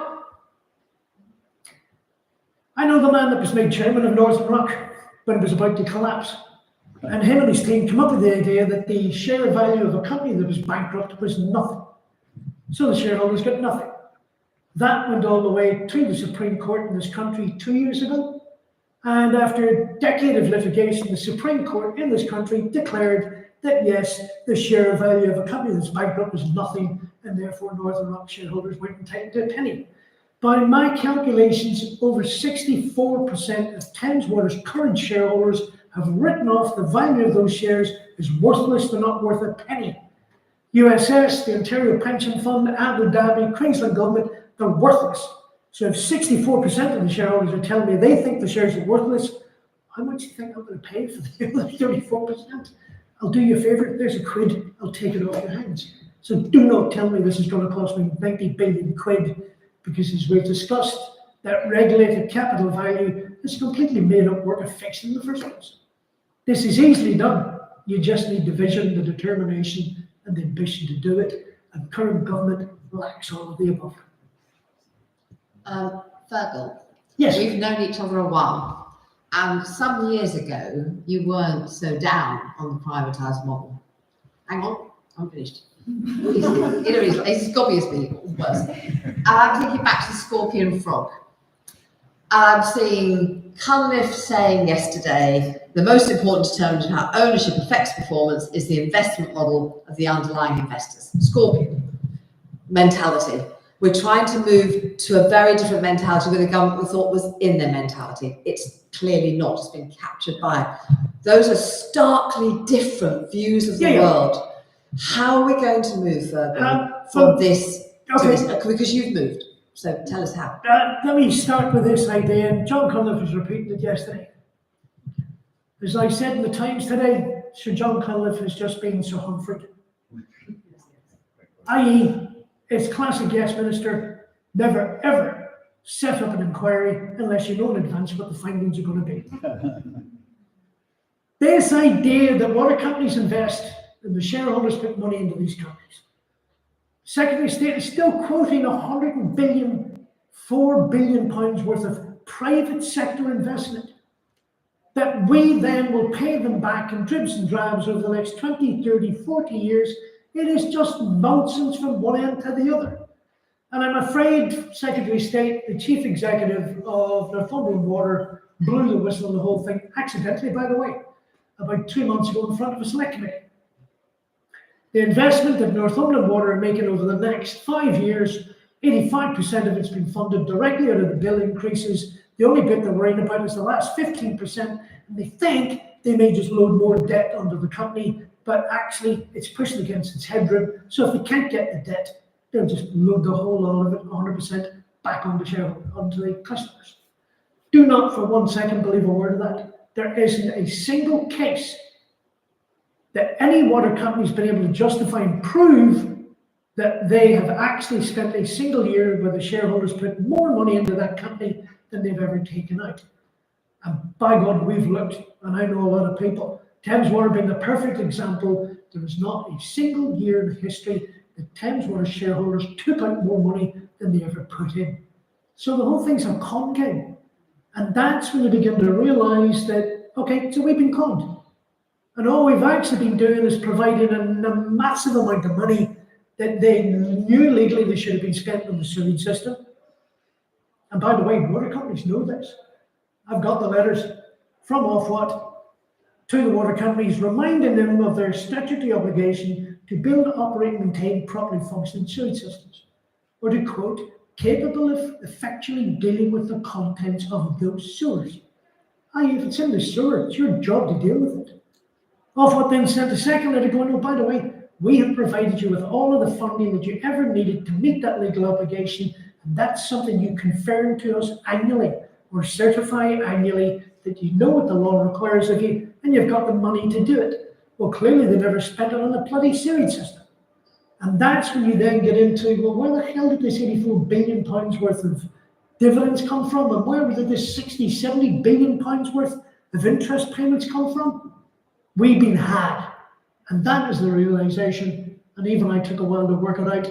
We've been had. So why do we want to carry on another 5 minutes, never mind another 35 years, being exploited in the same manner? But I, for one, am quite against that idea. And I think we're trying to say, Fergus, so moving from that mindset to Yeah. this mindset, what you have to do is you have to keep disturbing the system. You have to keep pushing because eventually it tips. I think that's the strategy. Oh God, absolutely. Just keep on going. But that means that everybody has to do it. You have to do it with your MP, you have to do it locally, as well as us doing it here, as well as you doing it on the telly, isn't it? It will, do you think it will eventually tip? Listen, any successful strategy on this doesn't matter whether it was political, lobbying, or commercially when I was running companies. It's a two-step process. Ideally, you sit down and go, listen, there's the problem, and we're all grown-ups, and that's what I think the problem is, and there's how I think we fix it. And all I actually want is an equally grown-up response. Clearly, this system is not capable and nor willing to give us that response. Good. So now your tactic is utterly disrupt whatever plan and strategy it is they have, and then impose your own one. So if you want this system to change, all of us are going to have to get out there and raise our voice and make sure that it's clarion and it's heard and it reverberates. And I can tell you this stuff is discussed inside Number 10 on a daily basis.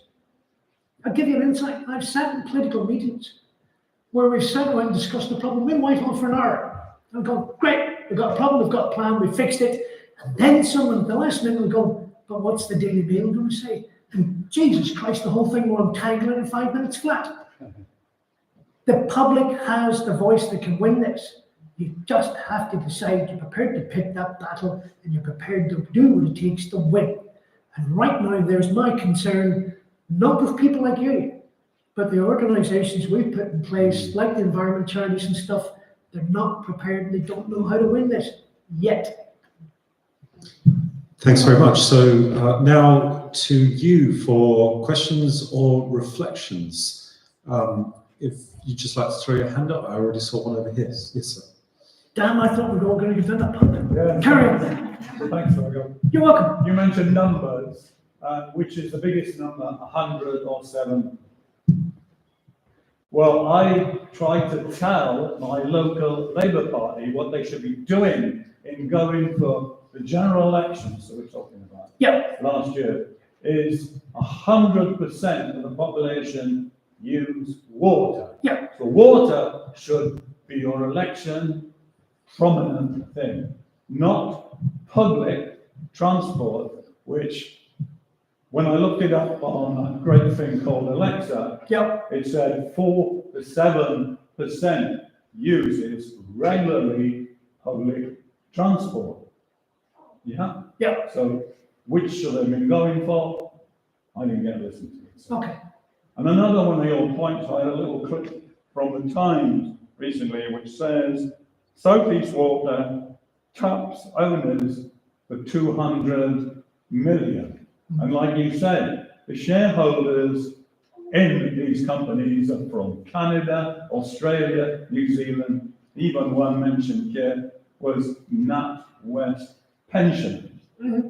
It's absolutely, the system is stark-staringly bonkers. Yeah. If I go back, because I was involved in occupational hygiene, Yeah. I took my qualifications, and I can remember the days when they talked about the Victorian times of the Great Stink, the plague, cholera, and of course what we did then was sort the system out. Yep. We had great guys like Bazalgette, Snow, who absolutely... Sorry, Could you get to a question, or Fergal, maybe you could respond to that? Is, you know, should we put up with another great stink? Well, the answer to that is clearly no. By the way, I did actually come down here. I am chairman or president of an organisation called CERA, which is a Labour Party campaign group. And I campaigned for Rosie here in Whitstable. I campaigned for Polly over in North Thanet.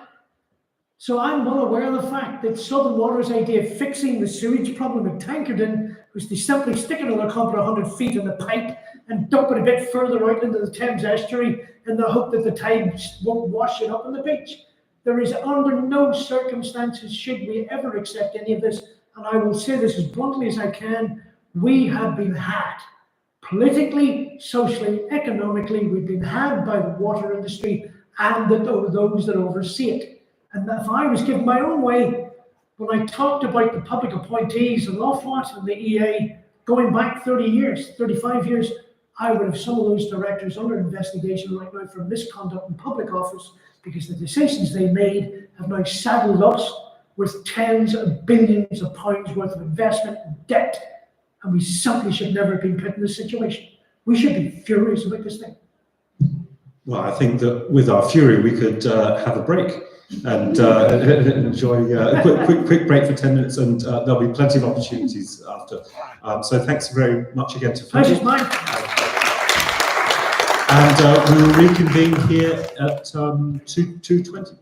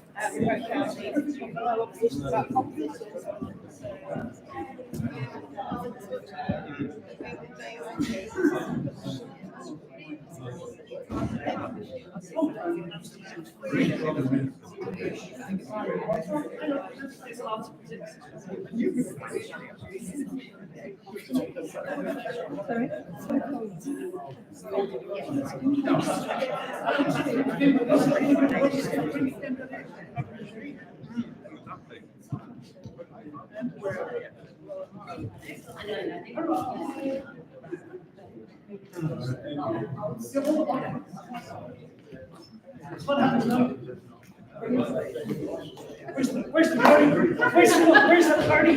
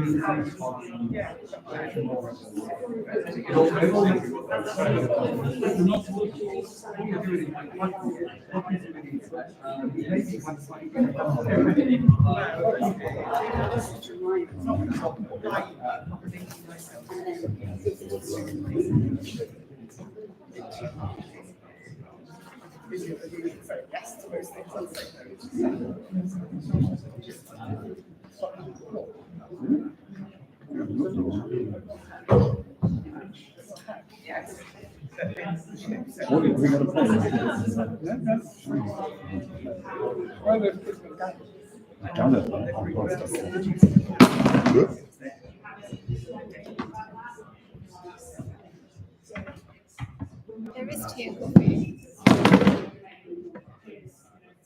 There are some teas and coffees if you like. I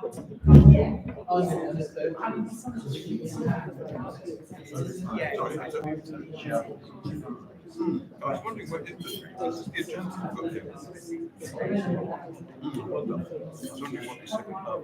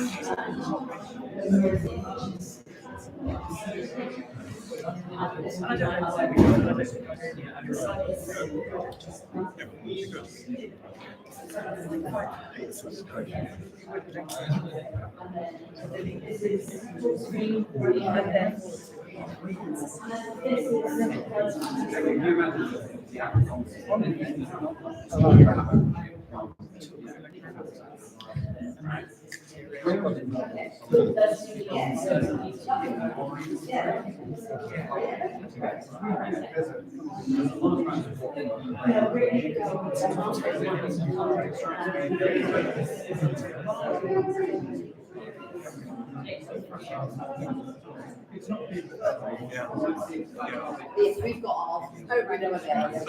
No, no. Yeah.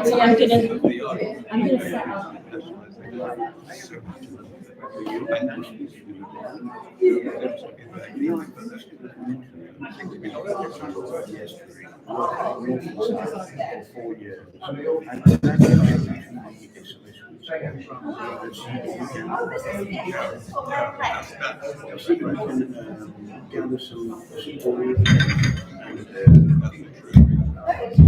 I think you speak some documentary.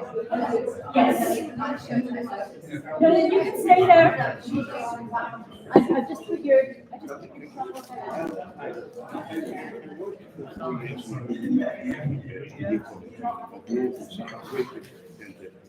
And I did interview Sally in Tank, and I interviewed her to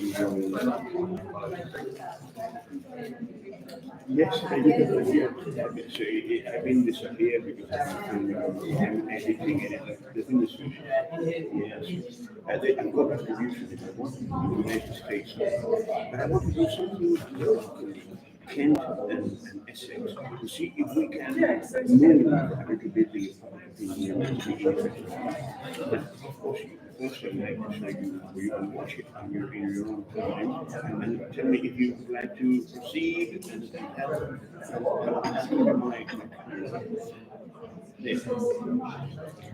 all I'm not sure that you mean to respond.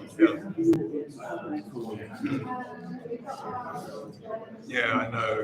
I mean, yes. I kind of already responded because that came up before.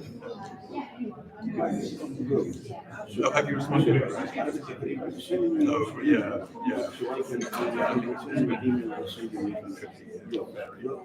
Thank you very much. Nice meeting you. I'm still for a bit, yes. But how long will that stay for a bit? Thank you. I'm fine. The people who pay for the services that you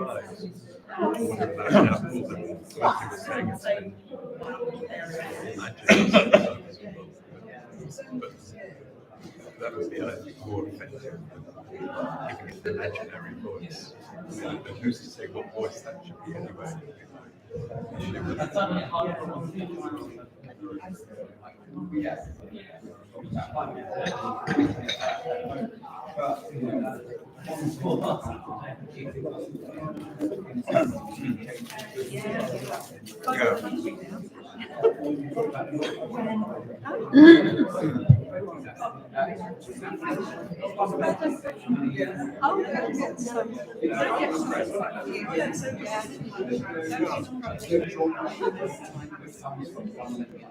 Yeah, popular interest.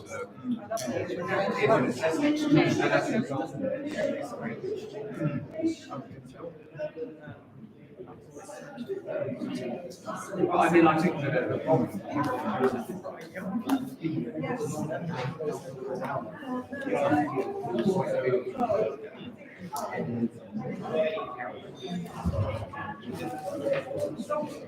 You've got 2 minutes.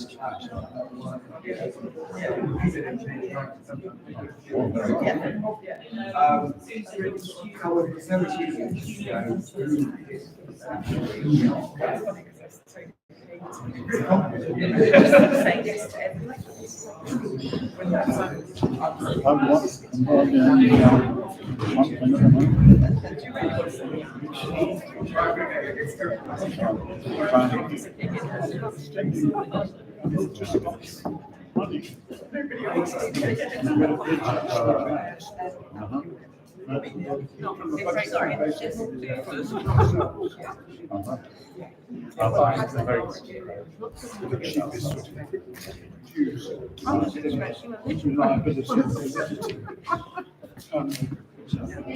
We've now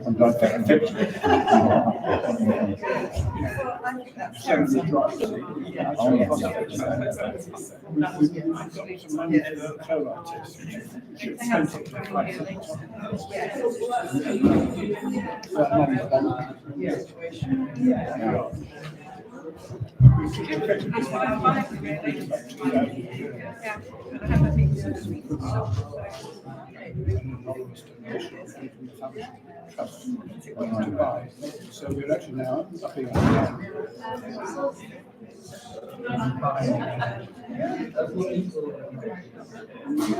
very good.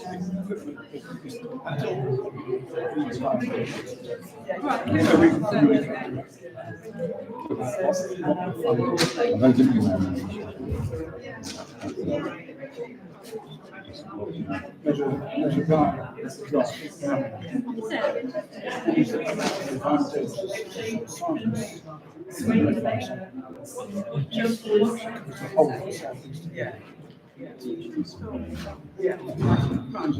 including us.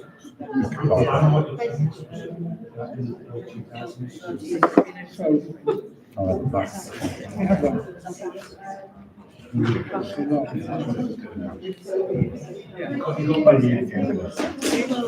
If you can access all of what you're asking, they use posts.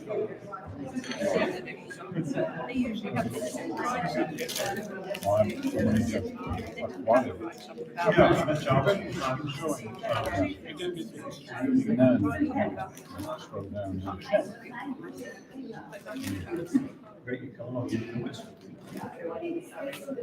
Kenny's talking about opening up Facebook account, which for some people is because I'm not using it.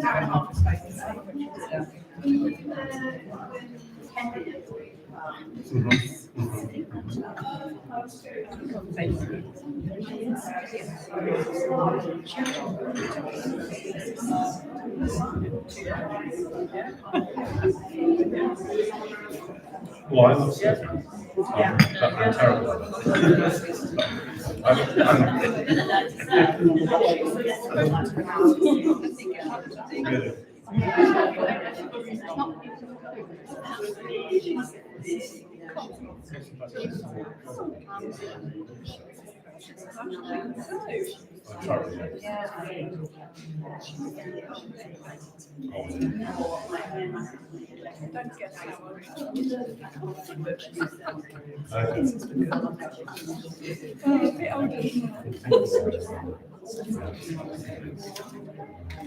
So much fun.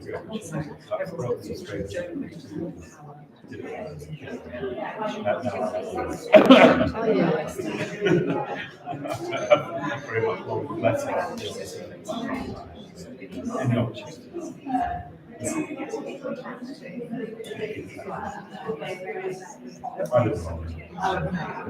Very loud.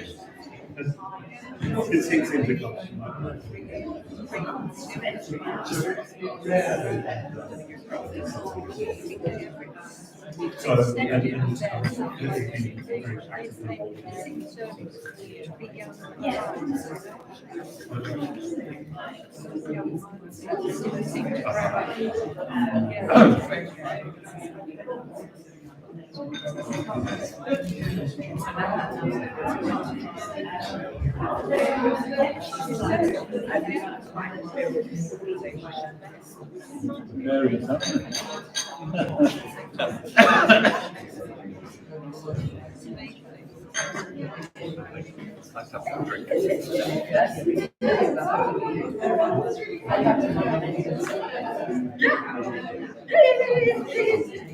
Really nice.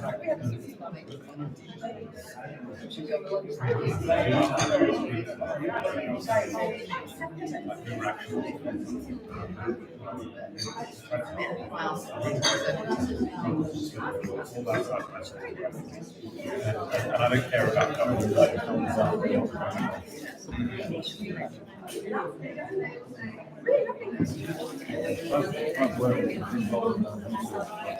yeah.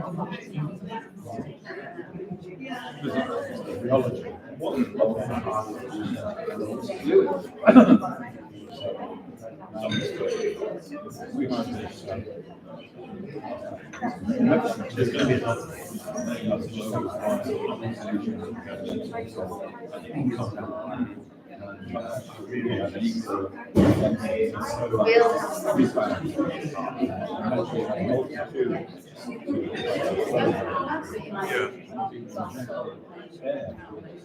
yeah.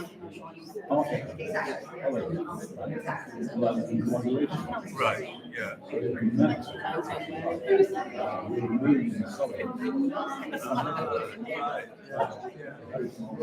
Yeah. Yes.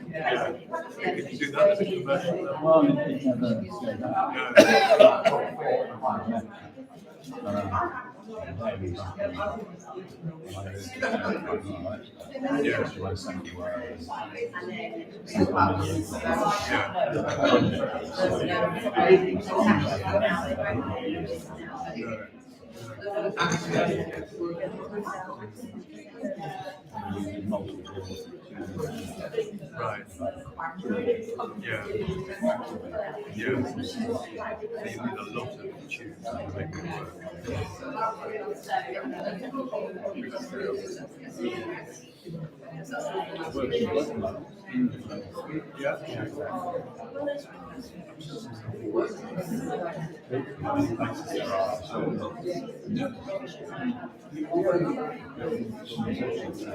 Oh yeah, that's right.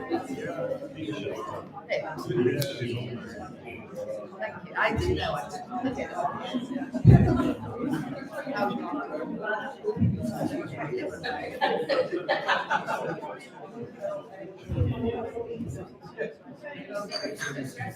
We're doing another reaction.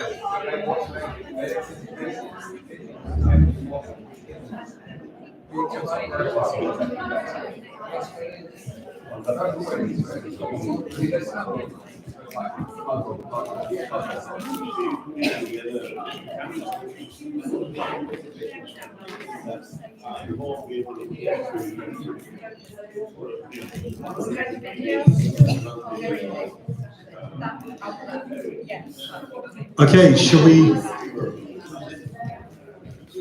We're going to get started again, so please come and take your seats. And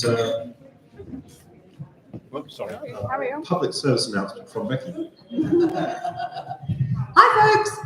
We are going to move into some table discussions a bit later on, but so that you will get to see each other. But if any of you feels a bit like a lone soldier, You can email us at the People's Commission. We often know campaigners and campaign groups in your local area. So even if people aren't here today, because we're a smallish number, we often know people nearby. So do just email People's Commission, say, I was at the thing, I'm starting out. Do you know anybody locally who I could connect with? And we probably do. And if we don't, we know somebody who does. And between us, we'll find you somebody. So don't leave today without having a find a friend moment. Ewan. Thank you very much. So delighted to welcome our next speaker, Professor Catherine Waddles, Emeritus Professor at Norwich Business School, and also a former independent director at Ofwat from 2013 to 2021. So an enormous well of knowledge. Over to you. Thank you very much, and thank you for the invitation. Okay. Oh, okay. Yep, lovely. So Catherine, all your key slides are at the front, but the longer slides, that's behind. Well, there are many of the longer slides. You don't want me to use those, do you? No, okay. The slides I asked them to put up because we were restricted. You needn't look at them now, and they're almost impossible to read. But just the ones I want, they're pictures, the pictures which I thought I otherwise couldn't show you. Anyway, first of all, say thank you very much for inviting me here to the Commission, which I think is a really important thing that's happening. And that's perhaps surprising from my background, but even further back in my background, I grew up in Canterbury, and so it feels like home. I used to come swimming just up here, and so it's great to be back. I was going to say as a disclaimer, and I don't know whether Fergal has got his rotten tomatoes to send at me. I was a member, an independent, non-executive member of Ofwat for 8 years. And it makes me feel that I should be accountable for what's coming to light now. It's a disclaimer in the sense that this is absolutely my personal reflection. I haven't talked to anybody from Ofwat about it, and they wouldn't necessarily support what I'm going to say, so I need to say that. And I have an even bigger confession, which is I'm an economist. Yes, you can vaguely see CCP. I've been involved with a thing called the Centre for Competition Policy, which I set up a long time ago. We wouldn't call it that now, and all my economics, I think, has been linked to where markets don't work, which is what brought me into regulation. Most of my academic research has been in the energy market. So a lot of my insights, I think, are from that as well. The question I was mainly asked to address was how can we have regulation which protects people and the environment? And what I want to add to that as my own little, what I want to bring to this and the emphasis is how do we do that, protect people and the environment while accounting for the differences? And there are two sets of differences I really want to look at. One is a difference in objectives. Different people want different things. And the other is a difference between people. We're very different, I know, from the energy markets, for example, in how much we engage in the market. One of the things I spent a lot of time looking at are people, often people who need to have savings in their energy, who didn't switch. Why not? Where was the market failing them? And how do we understand the difference? And I think we don't. I was at Ofwat when the government decided, I wouldn't like to say who influenced them in that, not to introduce competition in the retail market. Personal note here, thank goodness for that. But the issue of who isn't engaging is really important. And here it's who isn't engaging in voice, I think, and we've heard some of that discussion already. And so it's really good for me to be here, to hear people with very different skill sets who are telling us exactly how our voices can be heard and how we can relearn democracy, really. And this is supposed to be what voting's about, isn't it? But how can we relearn democracy for different contexts? And I think what I say speaks to that, I hope. So just a bit of an overview. I want to talk a little bit about objectives, about how different objectives conflict with each other. So you might want to do one thing, but it militates against doing something else. How different people weight those objectives very differently. And some issues of affordability. So who should actually balance those trade-offs, do we think? Should it be the government? We've elected a government, but we have decreasing participation in the democratic system. Does that make us worry about giving it to the government? Who in the government? When I was at Ofwat, Teresa Coffey was indeed in charge of the water sector. I say no more about that. Should it be the government? Should it be the regulator? Because what's tended to happen is that regulators have been given more and more things to do. You know, I want your vote. So what is it you want? I'll see that's on the regulator's list, and yours as well, because I want your vote too. Oh, they don't quite match up. Well, the regulator can sort that out. Now, it's a bit unfair, but that is kind of what's evolved. And actually, why don't I talk about this diagram now? Sorry about the detail. It's the shape that I'm showing you. It goes from privatisation to now. It shows the duties of the water regulator. The things above the top black line are its primary duties. They've kind of expanded quite a bit. There's a little box at the bottom, which is mainly purple, which were EU objectives, which were brought in and have sort of been curtailed. We've got the government's priorities in blue just above that. And just to give you the feeling that the regulator has to do more and more things. And it's not always clear how they should trade those off. They have guidance from the government once every 5 years, recently introduced, but even that is rather vague and often contradictory, internally contradictory, so that's problematic.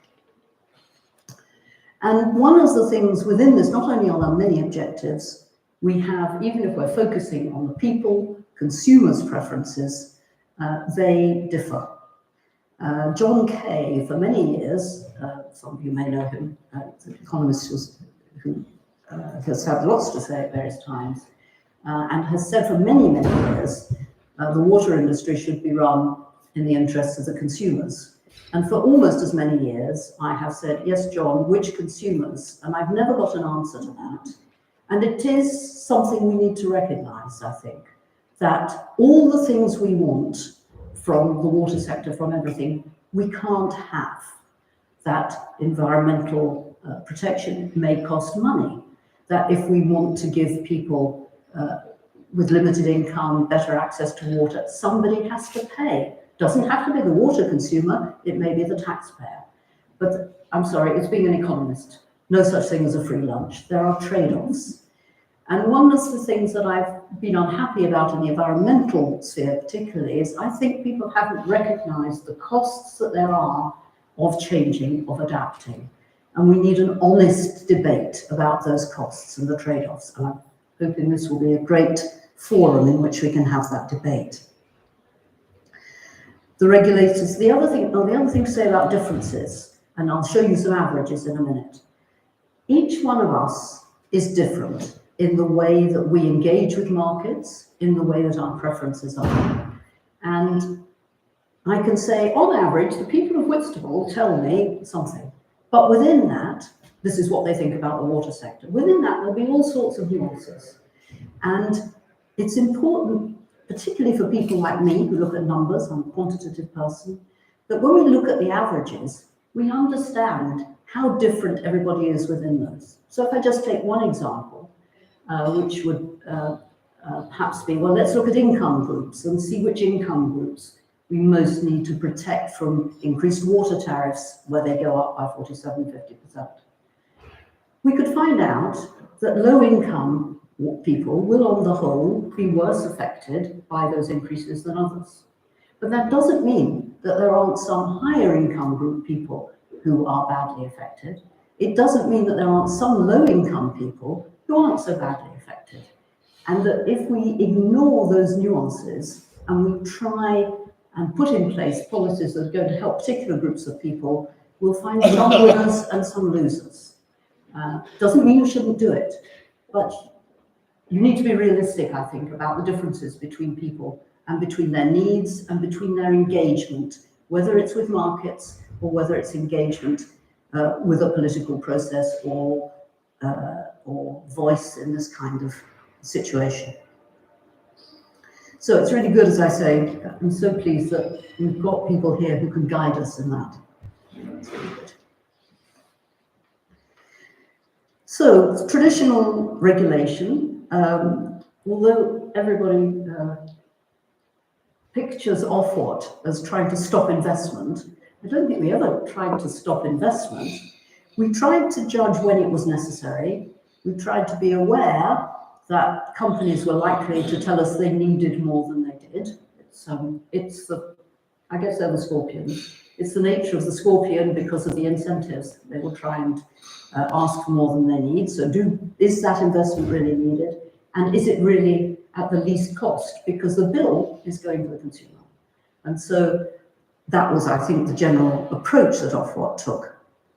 And the focus on keeping prices low emerged long before Ofwat was privatised. Telecoms was the first thing to be privatised, those of us with grey hair may remember. And there was an immediate problem. Can anybody know what the immediate problem was when they privatised British Telecom? It's something that isn't a problem anymore. It was public telephone boxes. Because at the time, no mobile phones, remember, and many people, particularly low-income people and older people, didn't have a landline. And you needed public telephone boxes. Keep in touch with family, but also for emergency calls. They weren't profitable. And so BT hadn't been asked to maintain them, and so they didn't. And so government immediately started, okay, you've got another obligation, which is to maintain these phone boxes. You may have noticed that obligation has slipped, and now these phone boxes are in people's gardens, but at the time, but that's just an example. And in water, as we've already heard, maintenance of the assets, which the companies are supposed to do, is one of the things they are given money for, but it's very difficult to check whether they're doing it. And so that's been one of the issues, and it's of course built up over time. It doesn't matter too much if that happens for a year or two. It matters if it happens over 30 years. And so we're getting these different objectives added in, as we did for Telecom to begin with. If you look at Ofgem's duties, it's even more horrendous, but it gives you an idea.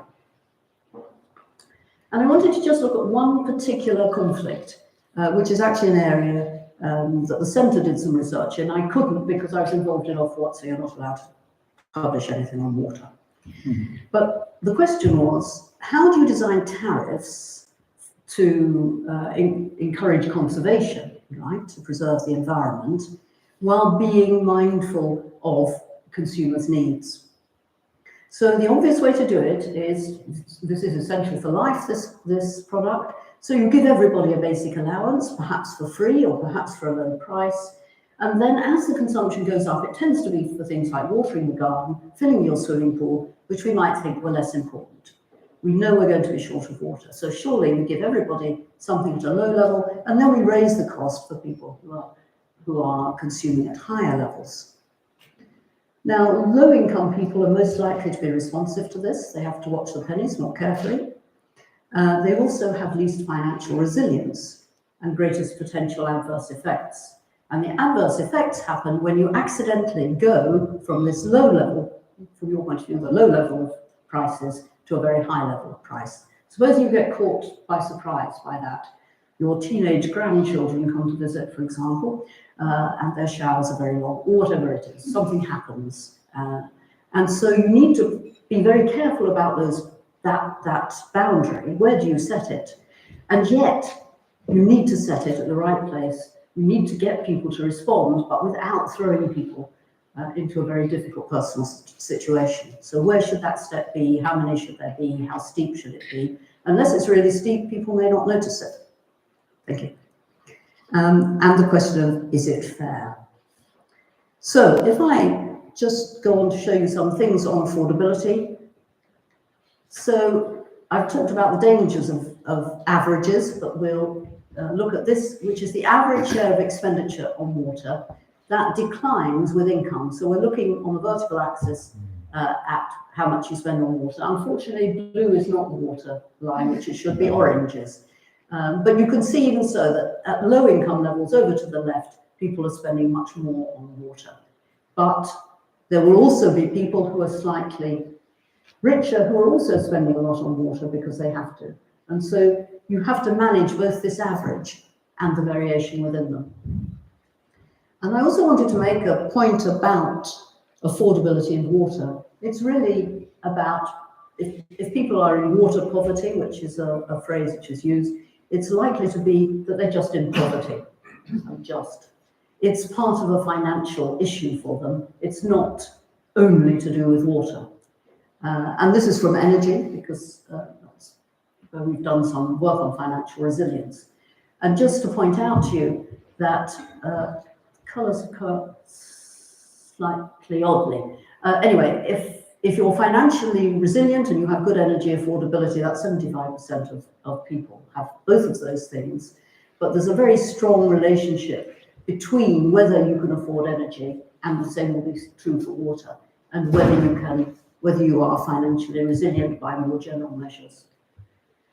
And then I looked very quickly at the sort of families or households who are going to be affected by difficulties in water. And there are three measures here. One is, do you spend 3% or more of your income on water? One is, do you spend a high amount on water? And the other is a combination of income and water expenditure. And you just see that it varies a lot for each of these measures. Each of these coloured bars, so dark blue is the 3%, very light blue is the high income, high consumption, low income measure. And some groups will have higher incidence of these than others. And the names of the groups at the bottom, you can't see them, which isn't helpful. But if we look at the details of those, just to let you know which they are, which I have written somewhere here. So if you have low water expenditure, all is right at the left-hand end. The next one is people who have low water expenditure, whatever their income, and they're more likely, if they have low water expenditure, they're more likely to be in need by one of these measures, or indeed if they have low income, if they have if the head is unemployed, which is the second from the right, or if they're receiving income support, they're right at the right. But again, these are averages, and within these groups, people will vary a lot. So just to sum up, what needs to happen, I was asked, and it's ever so easy to come up with generalizations, and I'm sorry, that's probably what I'm going to do. We need greater clarity from government, and whoever owns the water sector, we need that. If government is going to be involved, and I think they need to be, there may also be local input into that. But I think we also need more honesty and clarity from government about what their objectives are, how they might differ and conflict, and what the costs of those are likely to be. We do need an impartial study of what's worked elsewhere and why, and it's good to see evidence having been given to the Commission on that. And I just wonder if every so often we need to shake up established contracts and relationships. It occurred to me that it's 35 years since this industry was privatised. The issues have changed, the solutions have changed, and many of the nationalised industries were privatised after 35 to 40 years. I wonder if there's a cycle here, but how we do it matters, and we need a really honest and transparent discussion about it. Thank you. Thanks so much, Catherine, for that overview. If I could start, you said that there's no such thing as a free lunch. It seems to me, however, that shareholders and banks have been getting a free lunch from the water industry and bill payers, 85 billion to shareholders, similar figure probably to banks, although it's not officially measured. I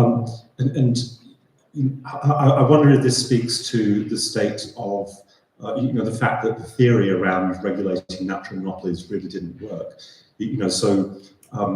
Adam Smith tells us in The Wealth of Nations that the butcher, the baker, and the brewer, they don't give you your bread and your beer and your meat out of their concern for your welfare, but out of self-love. But with the constraint of competition, they end up paradoxically acting in the public interest.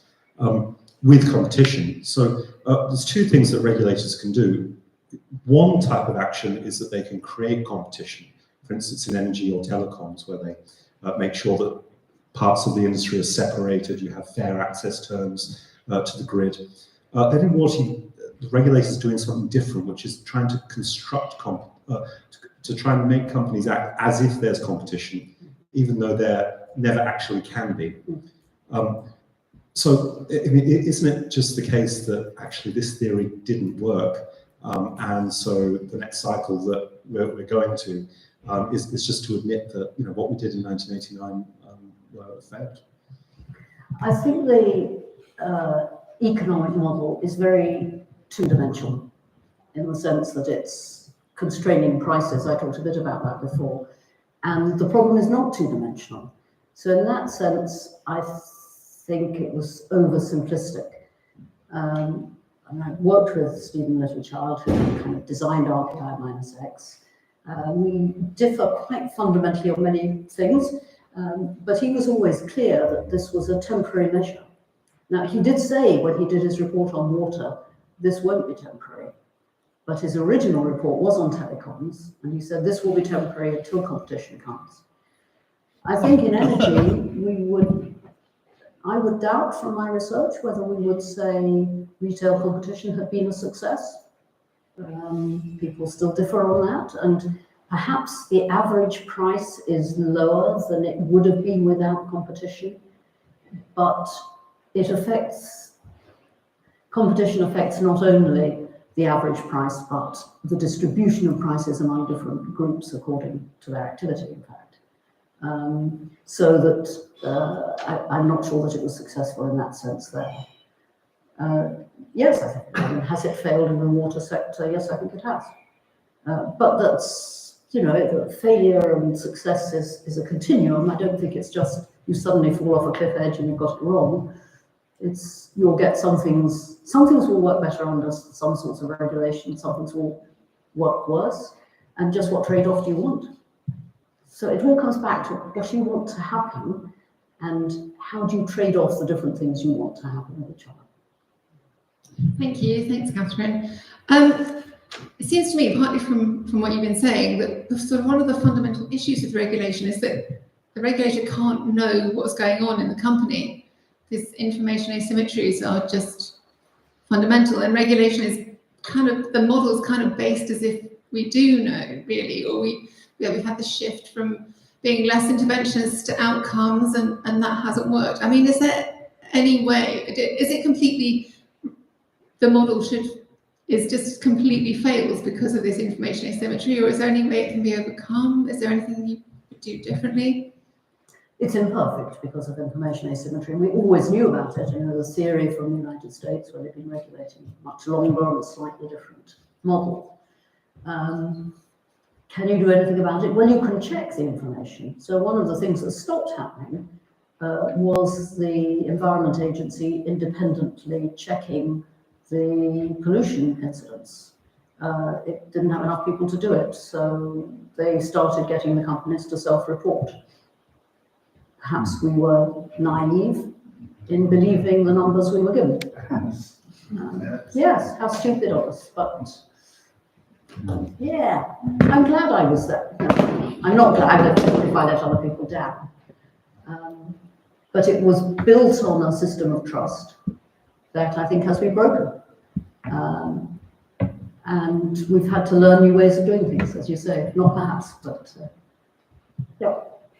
Does that answer your question? No, it doesn't really, but I think any system is imperfect. And if you're looking for the perfect system, you'll be disappointed. Can we get a better system that's better designed for the needs that we now understand them? And actually, can we build in resilience so that the problems we solve now will mean other problems aren't solved? Can we have a system that's flexible enough to respond as the needs and as the actors change? And that's really difficult, I think. But I'm hopeful in a room like this that there may be such a way. Thanks, Catherine. I've got two slightly different questions. One is around what is it that's stopping regulators now from enforcing the law? I mean, you became you were on the board of Ofwat just after the 2012 expose that we were acting illegally in this country. So the first question is, no matter what the future right now, why is it difficult to enforce the law? And the second question is that there's sort of dominant attitude around trade-offs, and we can't have what we want. And I've worked in the NHS all my life, and that used to be the conversation there. It isn't anymore. Because once you involve the public in the problem and the solution, the public changes its behaviour. I mean, we all run budgets, don't we? We all know households. We know how to work within financial limits. We're not daft. And it's slightly patronising about the public that we couldn't possibly either make those decisions or we wouldn't understand what those decisions are. But actually, if you don't change public behaviour, we'll never get an affordable solution for this country. We all use 140 litres a day per person. We could get it down to 80. We didn't even know that. We don't even know how much we use. So I suppose that attitude that the trade-offs will be difficult for the public. We saw that in Cunliffe yesterday. There'll be hard decisions. You can't possibly get the public involved. Seems an absolute fallacy at the beginning of regulation that's supposed to protect the public. So 2 questions. Why is it not enforcing the law? What's getting in the way? And what is this fundamental difficulty regulators have with the public as capable, sensible human beings that understand budgets, futures, and their own role? I'll do it in reverse order, but remind me of the first question if I forget it. I don't think regulators feel the public can't do that. I knew the answer, or I knew what I wanted to say. I'll answer the first question first instead, and then come back to the second one. I think you need to know what the regulators can enforce. So I was very involved in the fining of Southern Water. So I don't know when that was. Anyway, a while back. 2 years ago, yeah, about to say. So only 2 years ago. Big one. What was it? 21. Yeah, I think it was just before I left.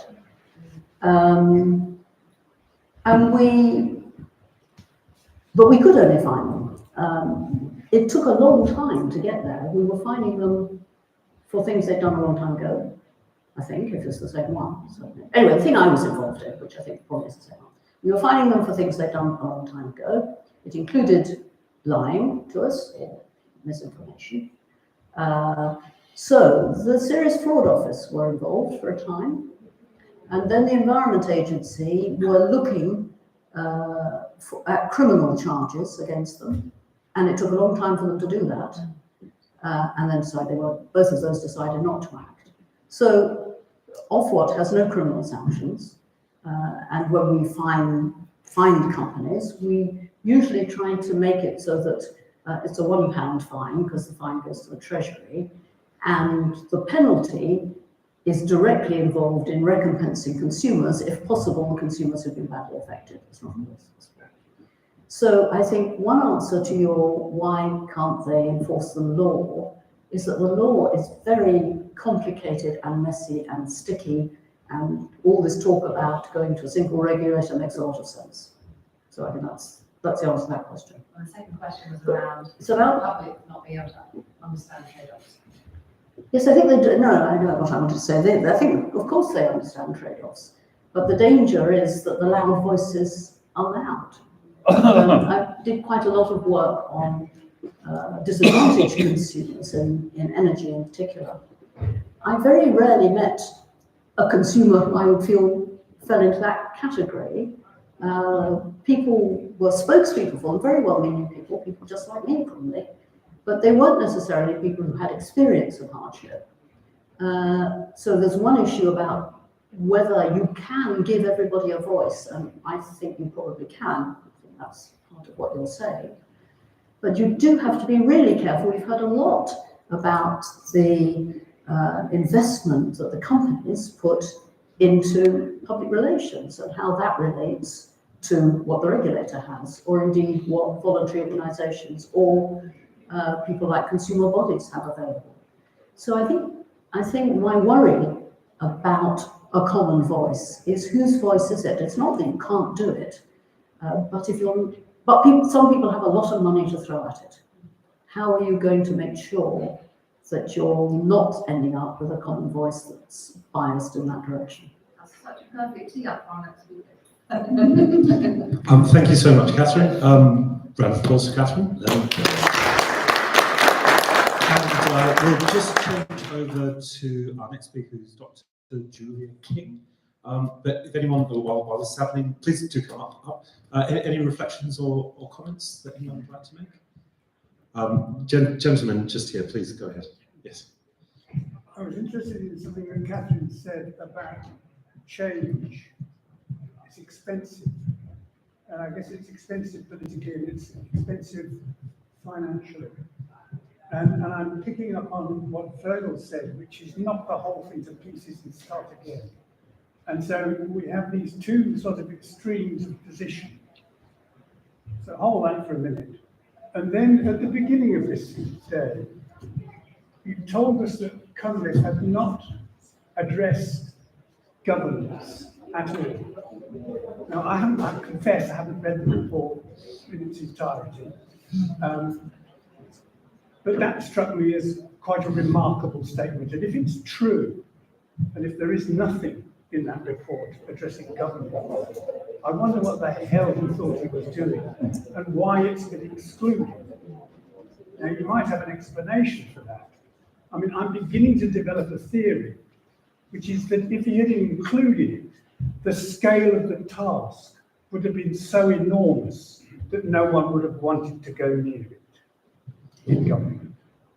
Is that right? Or can you in some way explain to me why Cunliffe did not go anywhere near government? Of course, so there's simply one paragraph that says, we think that independent directors on boards of water companies is a good system and that different stakeholder representation would interfere with that. So we're not minded to go any further. And that's pretty much it. So they're sort of addressing it very briefly, only to dismiss it. Yeah. So does my theory hold water or sewage? well, I think there is a lot to your theory, yes. And I mean, it's just my view. I don't have an evidence base for this, but it seems to me that Sir John Cunliffe has, been a civil servant, been on multiple boards himself, he's at the Bank of England. He's steeped in this idea that we've got right across British society that you can have so-called independent directors who, in fact, are appointed by the existing board. And for some reason, this is a better substitute to what we see in wealthy OECD countries right around Europe and the world, except for us, which is to involve the public and employees. Yes, and then we go over to Julia, do we? Or we're being held to ransom for the growth of this country.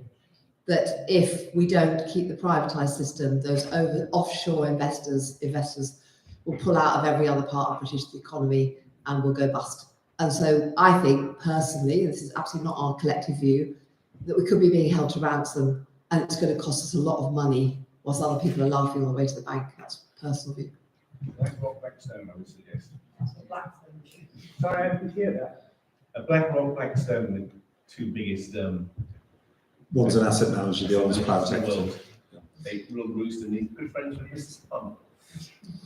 Great. Well, delighted to invite Dr. Julia King, who is from Social Place and specialises in public participation in the design of future water systems. So, well, welcome to you, and great to hear your thoughts. Did you not use your slides? There we go.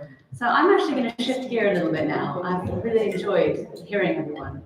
And I'm going to ask you to shift gears with me because we've been talking a lot at quite top level, which is hugely important. And now I want to think a little bit about what that bottom up looks like. And so my confession, I trained as an architect, but I'm a useless one. I can't do an extension for you. And I was going to start with this question because, what innovation do we think has actually improved our lives the most? Anyone? Yeah, that's sort of what we hear. Even though I think now, arguably, people would say Wi-Fi. And I think you brought up, sorry, I can't remember, I don't know if you said your name, you brought up Bazabed and the Great Stink, this gentleman. Yeah. Paul. So you were talking about this, the Great Stink. And it was this amazing moment, actually, when, London was it just stunk. And there was this incredible mapping that was done by a man called John Snow, which linked the epidemic of cholera. Oh, I should probably stop moving. The epidemic of cholera to water, and was at this moment when people understood that it wasn't miasmas, it was actually the water that we drink.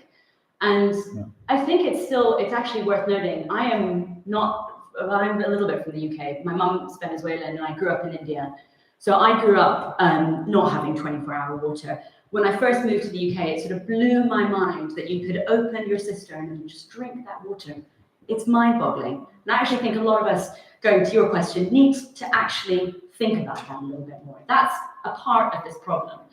And in the places that I grew up, cholera is still a massive problem, and it's completely treatable. Diarrhea is still a huge global problem, and again, completely treatable.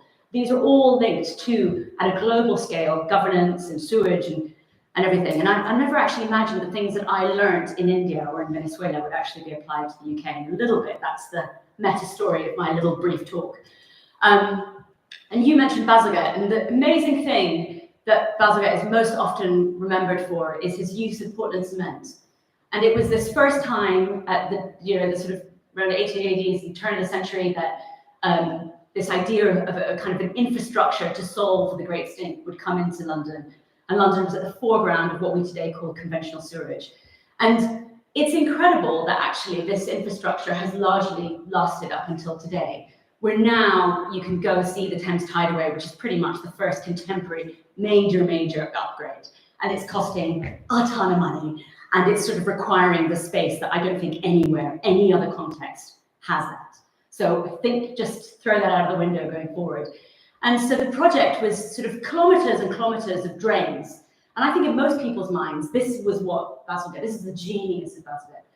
But the thing my love of sewage and why I go back to Bazalgette a lot is that actually what he also did, and I think what he's often forgotten about for doing, was that he knew that there was something pervasively wrong with invested interests at the time. And he knew that this story of sewage was also part of an endemic problem around poverty. And he knew that actually to fix the sewage crisis wasn't just about the poo and the effluent and the water. It was about building parks, building pathways. In the embankment, if you think about it as an idea, it's absolutely incredible. I'm going to build a massive drain and an incredible piece of public infrastructure. That's the thinking I think we need today. That's the demands that we need today. You know, he also built sort of directly as part of that project 40,000 low-income housing units and triggered a kind of an investment in infrastructure that allowed for a renaissance in public housing. 3 bridges, a ferry, you know, all this stuff on the back of sewage. And really interestingly for me too, on the topic of governance, was that he set up the London Metropolitan Board of Works, which in its oldest incarnation became the LCC, which became the Greater London Authority today. We have, in London, the governance system is actually thanks to its infrastructure. Amazing. So I fell in love with sewage a little bit by accident. This is me, a while ago, about 20 years ago. And I went back to India to do my PhD, and I went to do it on social cooperative housing. That was my original, but I realized that actually India wasn't there. First we had to do sewage. So I stumbled into it. I kind of completely fell in love with it. I also fell in love with it because I deeply understood it as a women's issue. Because I was interviewing women about their experiences of what it is to live without a toilet. And you're being exposed to being violated in public space. I mean, it was a huge gendered problem, which really radicalized me at a young age. And this was what I found when I was doing my PhD. This is a house when I first started that would defecate in the open, wash in the house in front. And what was happening here was an investment to put a toilet. So in 2011, that house is radically transformed. And they put a toilet in there. And you can see that because you can see a little sort of a airflow vent coming out at the top. And in 2016, that house is now tiled. And actually, in many ways, that is now a middle-class house, living in quite good housing conditions. And when you ask, this is a typical trajectory of working-class communities in India. And that trigger of the investment into the toilet is often because of a young woman entering into the family home and wanting to give her, or a young girl sort of, coming of age, wanting to give a dignified space. And so it was in these contexts that I actually started working on sewage projects. I delivered a piece of sewage infrastructure in this community. This was a successful story. This was sort of what that looked like. I can talk about this for an hour. I'm not going to. Find me online if you want to hear about this stuff, or reach out to me later. But I learned a lot of stuff, and I do want to touch on that. I also learned a lot from failure. And I think this is also part of our thing, is that when it comes to doing good nowadays, you have to be iron tight. You cannot fail. And actually, we have to be allowed to fail. The solutions to this huge problem, we have to, so this is something I'm a big fan of, being allowed to fail. Because if we only have success, we won't move forward. And going back to this story, this was a project that I tried to work on to bring toilets into this community, and it never happened. Now, going back to what I learned. So I learned so much about delivering a piece of low-cost sewage infrastructure in this community by talking to people who did it in the absence of the state and the market. Because actually the majority condition globally has nothing to do with the state and nothing to do with the market. Most housing has been done by people themselves in the absence of those things. Most sewage has been done by people by themselves. In Venezuela, this is extending pipes over and over and out of the favelas until you can't go any further. That burden is placed on people. And so surely solutions can also come from people if we're the solution to most of it globally. Women like this, who we set up this sort of women's group to manage this build. The head of the Residents' Welfare Association, who, told us all the problems that we might have, which were many. This man, who gave us an opportunity to manage the sludge locally and actually create a viable business for creating fertilizer at a local level. This guy, who actually was the current solution. So in the absence of a sewage infrastructure, in most of the world, this is how sewage is treated. It's called honeysuckers. They come, they pump out the sludge, and they either dump it in a field or dump it in a river, right? This is informal, often informal, but in countries like Ethiopia, it's actually the state-managed system is this, right? There's alternatives to what we do. In India, most of this, most of the city is not connected to any form of sewerage. So honeysuckers play a critical role to actually getting rid of people's waste and effluent. And I also learned so much about the role of women in society, because when you don't have sewage, think about all the things that you then have to be stuck doing. And I think we're beginning to get that relationship of understanding what can go so wrong. And I think in a country like India, the lack of access to water and sanitation locks so many young women into just simply collecting water. So I'm just going to skim through these. It's just some slides about the work that I currently do. And I want to come now to, I never thought, I did this PhD, I've built sewage systems. I now sort of specialize in getting people involved in planning, right? And I was talking to SOS, and they were talking about, I moved to Whitstable a couple of years ago, and I love swimming. And then I started talking to SOS, and I'm like, wow, I can't believe the situation that we have in this country. And it never occurred to me that all those things that I learned in India would be applied on my doorstep. And so when I started looking at these maps around dumping, and this is, you can see Herne Bay, Whitstable. And there's two things I take away from this, like, wow, like citizens in the absence of, the state properly regulating this are the people who've actually brought this to light. We have already done so much to highlight this issue. And I don't think, and so one of the things that I was doing was thinking about, sorry, you can't see this great, but Fergal was talking about this pipe. And at one point, I'm not going to explain how and why, but I was looking at where that pipe, before the pipe was there, I was looking at its site. It's right around the corner from Whitstable. It's this beautiful bit of our shore here. It has a huge foreshore. And actually, right on that foreshore is an unmanaged wetland. And right in front of that unmanaged wetland is a sewage treatment plant that was constantly overflowing into a brook. And you could see like dogs like going around and shit and it kind of coming out.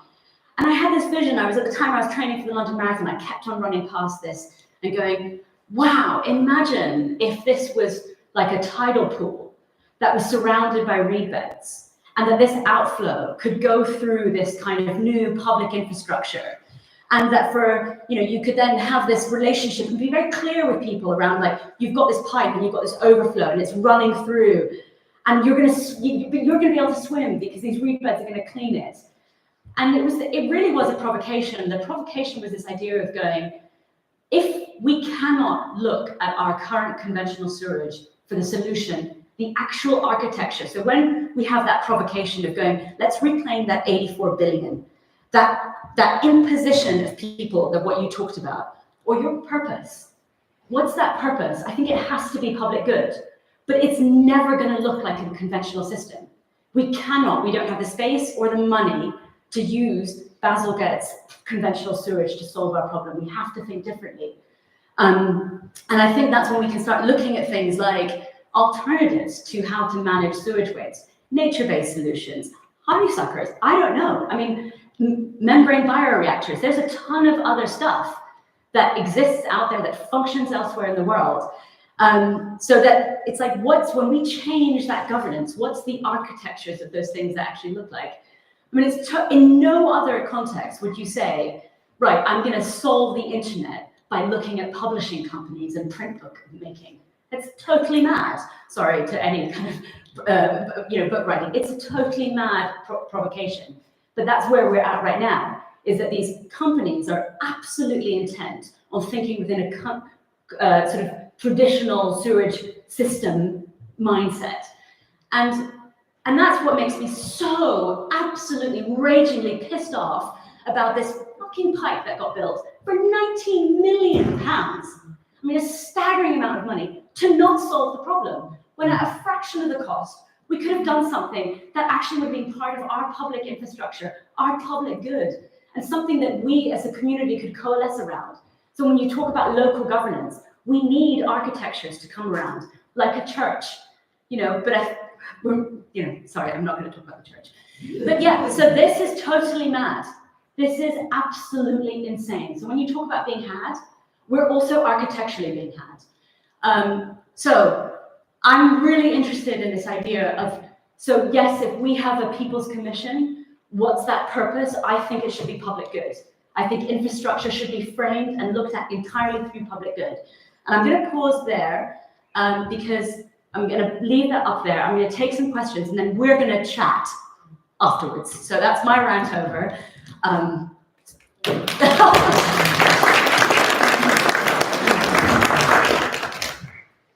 Thank you. I was just holding up 2 minutes, Simon. You completely beat me to it. So, Frances first.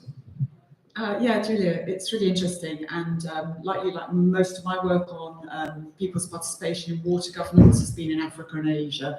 I think it's a bit of a different situation where people have to be involved in order to secure their basic needs. That's one thing. But what you're talking about in Britain is like trying to create this water conscious society where we're generating some bottom up thing.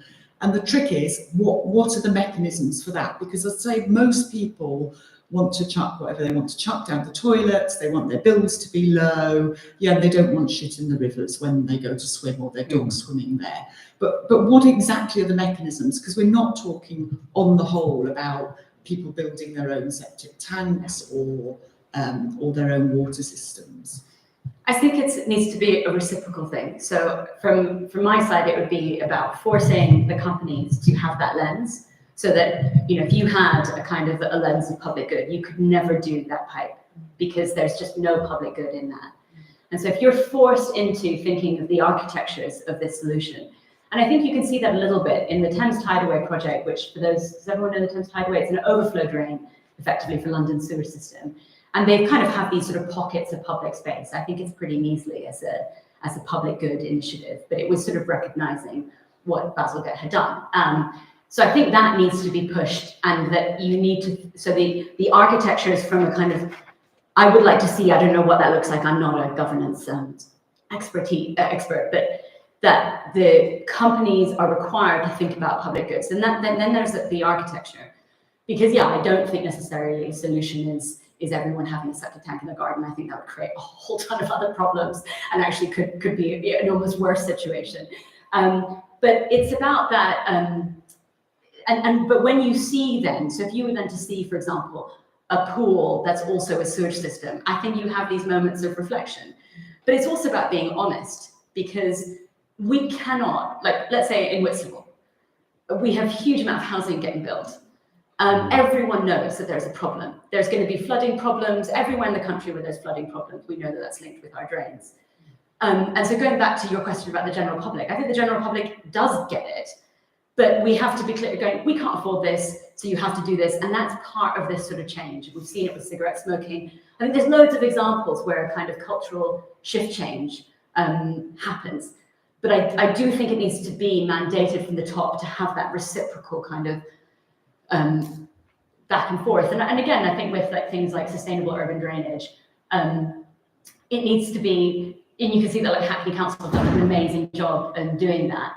And I think it becomes then part of a step change around, for example, pedestrianising certain streets and people becoming less obsessed with their cars. You know, it's not immediate, and I think culture it takes a while, but equally it can shift. Oh, Juliet, I wish I'd met you about 100 years ago. So when we were upgrading Ilkley sewage works, we did a bit of that pipe shit stuff, £15 million apparently. And then we were faced with the next level, and the Environment Agency wanted storage tanks. And we said, are you having a laugh? You know, what, for 40 million quid, we have to have more storage tanks? Surely there has to be something better. And of course, well, the nature-based solutions are much cheaper, but we can't regulate it. And eventually we've got permissions and we have got a combined model. But I think having some sort of what could the future look like is hard for, because we have no idea. We're going into it blind. You're going into it blind. We're sort of good at citizen science testing. We're good at getting outraged, and we're getting better, aren't we, at scrutinising money. But we aren't really great at knowing what the solution could look like. So I think there's two things: is how do we create an attractive solution or that grabs us and says we could have that here, and it would be so much cheaper.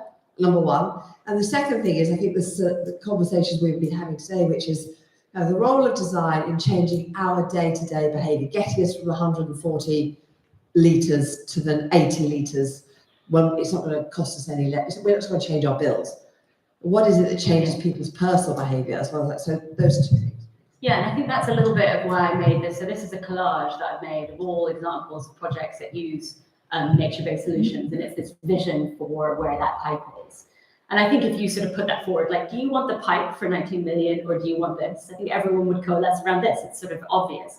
But I don't think I don't know, like, obviously that didn't happen. And, you know, I think there is, like, we felt really deflated when that happened as a group. Like, I remember chatting to SOS about that. And so I think maybe, you know, listening to you, I was getting more fired up and thinking, no, I really need to push a local project. And I am working with certain people around that, because I think we need to have these case studies in the UK to galvanize for change. Like right now, we're trying to do this, we're trying to help a local group up by Redcar, and we're getting slammed back by like super technocratic, really opaque stuff that I'm like, I don't even know, I don't even understand this paragraph. And I feel like I'm pretty, so I think this is something that, you know, when we talk about people power, someone mentioned education, I think you did. And I think that needs to be part of it, so that we're, as a public, educated to have those conversations and to slam these people down who are trying to keep us down. I think there could be carrots, though. So, for example, when the city of Detroit went bankrupt, it actually reduces people's bills who have maintained their water locally. And it's literally because Detroit didn't have money for drains. So they said anyone who has you know, kind of water butts on your roof, you don't have to pay this tax. So I think there could be, for example, tax benefits of saying, like, you know, yeah, you play with us and we're actually gonna you're gonna get a reduction in your water, which I think could be interesting. I would like to think that the public is better than that, but you know, so that's just another thought in response to that. Well, thank you so much, Julia. That was absolutely fascinating, and I think the international dimension is very important. I just pulled up some stats that 2.2 billion people on this planet lack safe drinking water, or 3.4 billion lack sanitation, that means sewerage. And I think that the gender dimension that you talk about is so important, from, you know, toilets and then also being able to connect to a washing machine. We can also learn a lot from developing countries too. I mean, Cambodia, in the Financial Times, Jill Plimmer wrote a story last year pointing out that they had 72% of water lost to leaks in 1993. 12 years later, they got that down to 8%. So, Yeah, you these know, countries can't afford to do this. of course. Yeah, and when I was just going to say, when people say it's complex, change is costly and complex, but you know, cities like Dar es Salaam in Tanzania took their water back into public ownership after failed privatization, and that's a developing country, and you know, that's an African country able to do that. So I think, everybody who works in water knows that water governance is complex. That's the nature of it. It's a kind of wicked problem, managing water. But it doesn't mean you can't effect change. And I just wanted to say something about the costs of change as well. We learned from the Berlin example when they took it back into public ownership. They did it the expensive way. They paid compensation to the private water companies, and it still ended up their water bills were cheaper than they had been under the privatized system. So I think it's about short-term, medium-term, and long-term benefits. And the externality costs are huge. I mean, like flooding alone is huge in this country. Like that as an externality, like is already can shift the dial. And people need to understand, like I have this argument all the time with people like, oh, your house is gonna flood in Whitstable. I'm like, it's not, it's gonna flood first inland, you know, in hugely like concretized areas. So I think elevating that discourse, again, going back to the education point, is central to this conversation because, should we move on to, so. Yes, so now we're going to continue the conversation. I've got in big red letters, Julia and Becky to run this, so, I'll keep quiet. So a little bit, because like my jam is actually getting people you're gonna get a chance to talk within a group. So there's 3 tables, but I might create a 4th. What I want you to do is to, I've got a table here. I want you to go to a context that you feel comfortable in. And so for here, we've got the River Medway, which I believe is one of the most polluted rivers in the UK. For the people, this is Lake Windermere, I believe the most polluted lake in our lovely island. And here we have the River Avon, which I believe is the most polluted Chalkstream river in the UK. And I'm going to put a 4th here, which is going to have half London and half the River Stour not ours, the one in Essex and Suffolk. And I'm doing half London a little bit for your provocation around water for London. And I want everyone to pick a table that best suits them. And then I want you to introduce yourself to the table. And I've put down onto each table like feelings down. I'm going to share with everyone my phrase. Pick a feeling that you kind of have today. Mine is optimistic, because I remain always optimistic. Because the second that gets taken away from me, these twats win. So I remain optimistic. So that would be and how I would introduce myself, as I believe in this thing called radical optimism. But you can be anything. You could be down, you could be sad, you could be angry. So introduce yourself, introduce your feeling. And then I've added a couple of things from my work. So when we took, Becky, to that provocation that you had when we look at what change could be, here are some collages. And this, for example, is my vision for a road in Margate, which has sustainable urban drainage. And here you can see a group of young kids like working on that and what that could look like in sort of basically it's a pedestrianised road that actually would act as infrastructure. And so you've got a couple of collages that I've made, which are provocations of what that could look like. You've got, from my India work, you've got sort of some icons around community management, composting. But really, it's just to have you don't have to use this stuff at all. Clear the cards away, and as a group, start thinking through the lens of what you bring, whatever that experience is, whether you come from being in a regulatory environment, whether you're just a general public that's interested, or whether you're an expert in whatever, water, anything, bring that to the table. And we'll just have a really sort of like 10, 15-minute conversation, and then we'll bring it back out to the group. So if I can ask you all to find your table, this is going to be the London hybrid one. Here is Chalkstream, lake, river. Yeah. And I will float. And I just want you to respond to that provocation of what would the architecture of change look like. So when we reclaim that 84 billion, what is our built environment actually going to look like? There is no wrong choice in table. There is no wrong choice, I think it's very important to say, so you don't have to think about it too much. Are you going to do this? Oh, actually, it's going to be, I'm not sure about numbers, yeah, it's going to be. Maybe.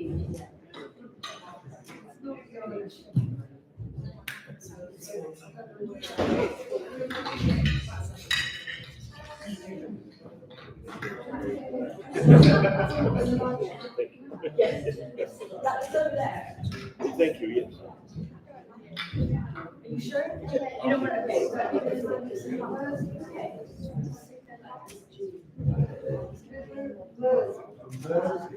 Introduce yourself. And show us your heart. This is the Oh, sorry. Oh, sorry. It's the River Mersey. Excuse my brain. Yeah, it's No. Sorry, I think I had that in my head. We're very far away. So apologies, but yeah. Same. Yeah.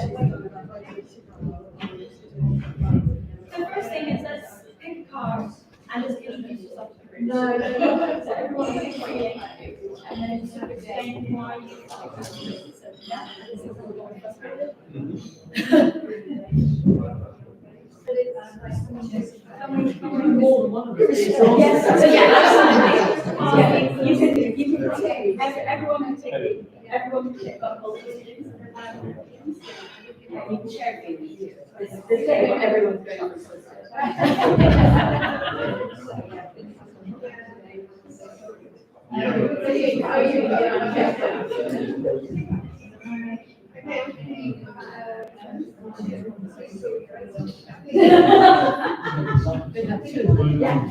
Yes, we have that second round.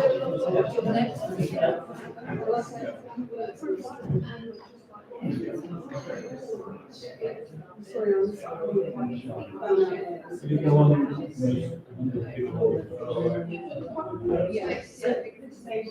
can I interrupt? Are you introducing the term frustrated? Okay, good. All right. I see you're frustrated with water meter. Okay.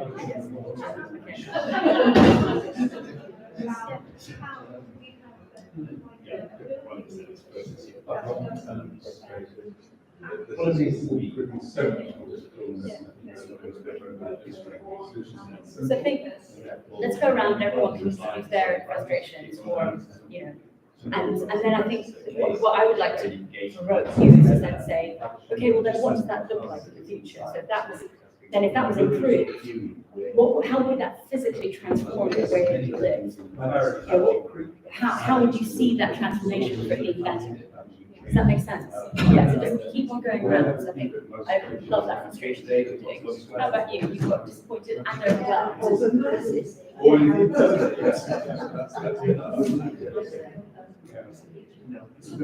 you know?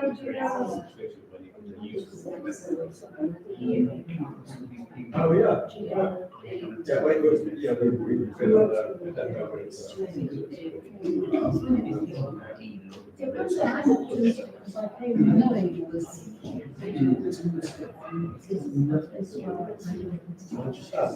Depends where you start. I was going to say exactly. Yeah, so you introduce yourself by saying exhausted. And I think, so yeah, keep on going around. I think that's what probably so, but I do want to shift the conversation to then going like, what would that better look like? Because I think that, how it's going to change, what does that look like? And so I think I really want to, that's it, the opposition. So what's the proposition that you should be with that? So we'll just keep on going around, that's good. well. But I do think very new to how we get away. Yes, the young people is Monday. Yeah. So we used to yeah, that's really nice of it. Well, we don't know.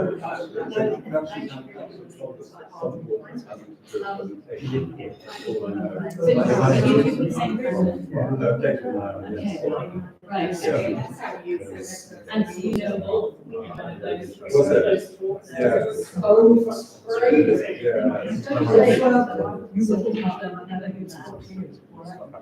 Yes, I think they're part of the task force. So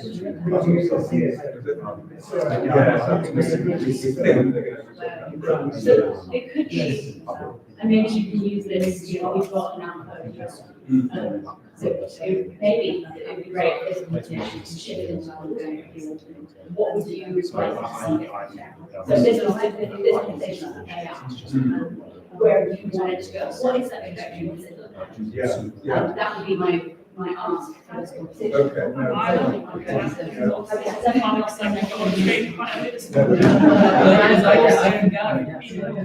You're angry.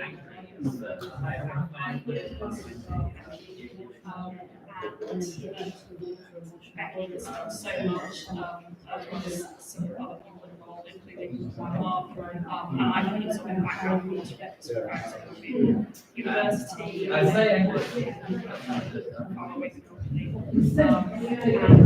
so I think there's also an element of maybe proud of things that achieve doing that.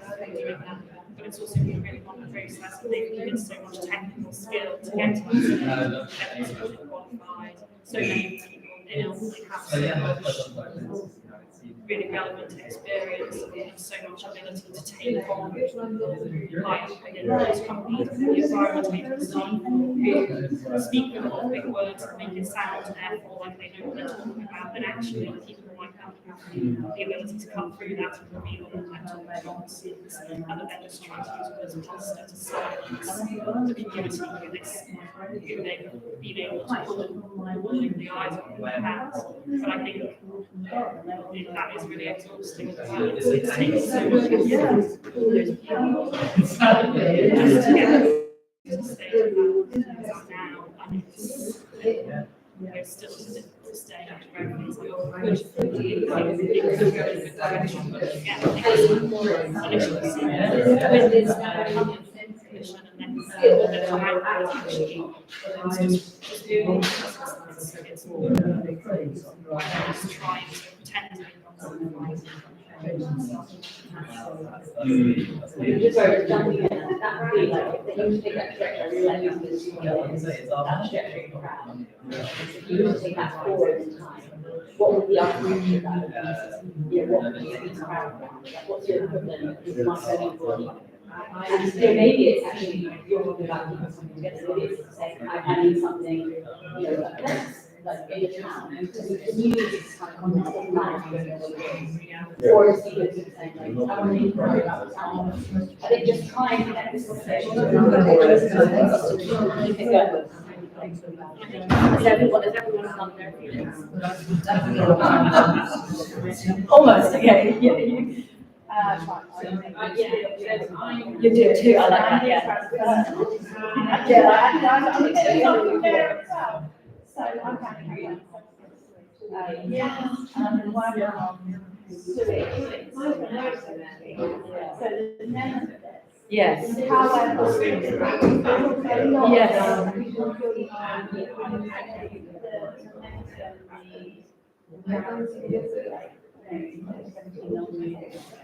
Yes, and I think there is like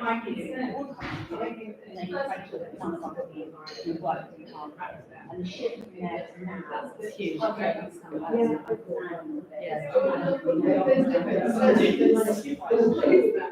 nevertheless, so always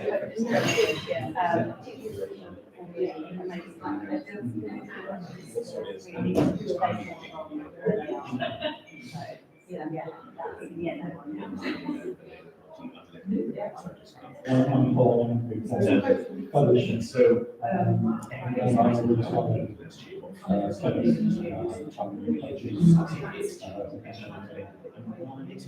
brought this back to study. I was brought up in 1950. Terrorist, Shoreline terrorist in South Wales. So we had to start on the east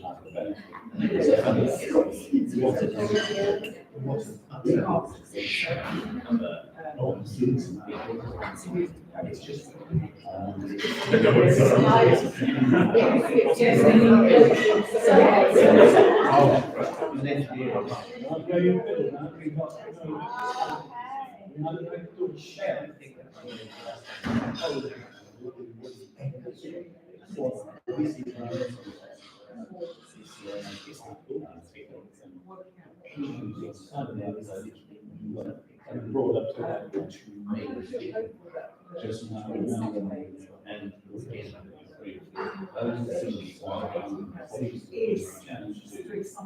lost their hands.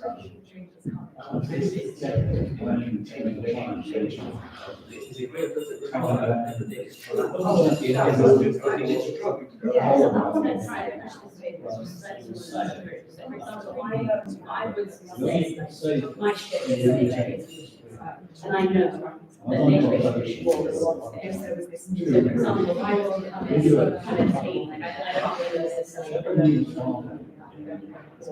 but for me, I would say, okay, I'm trying to shift let's say I'm on a I would then say, well, actually, and to me,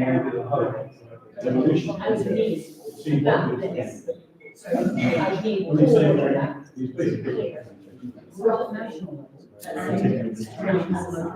Yeah, and that's what they are.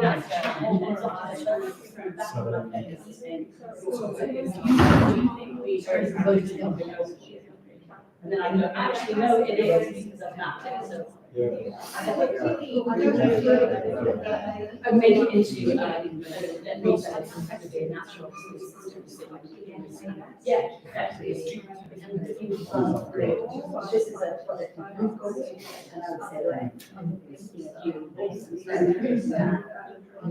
exactly natural filtration system. I mean, like so when you need that shift, when you filter the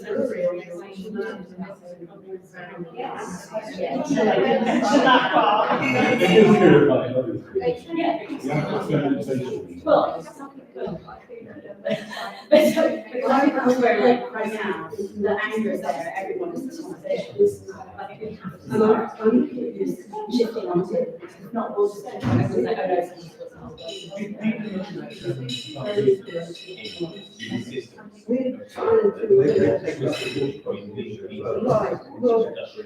oh, like MBR. Yes, I'm really interested. You know, membrane environment. And this activated charcoal, so they use force.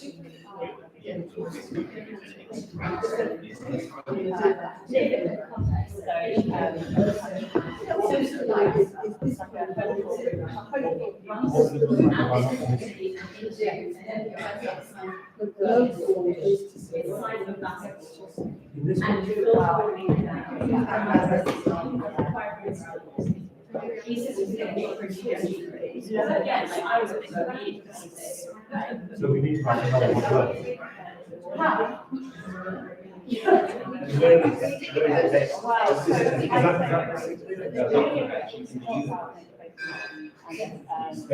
Yeah, they did manage their waste.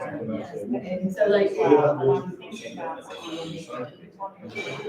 but like MBRs are not on the system and not on the stratosphere. Yeah. I mean, stuff you just put it on your trailer and plug and play. And it can also be temporary. So then it plugs and plays and then moves on. Yeah, MBRs, it goes to like best developing nations. Because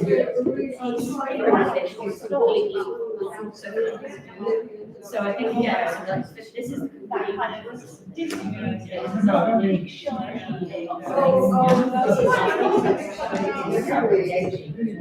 And I think, yeah, so I'm going to shift out.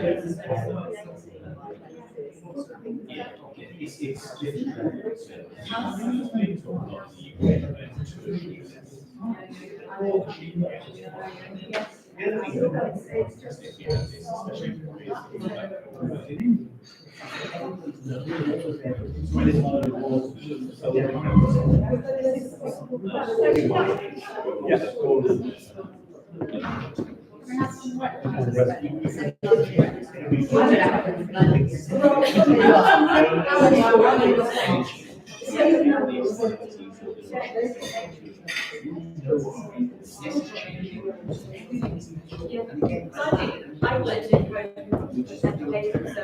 maybe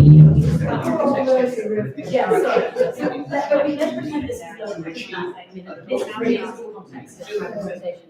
When we talk about architecture, yes, I mean like a muscle. So I also mean management. So effectively, it's actually I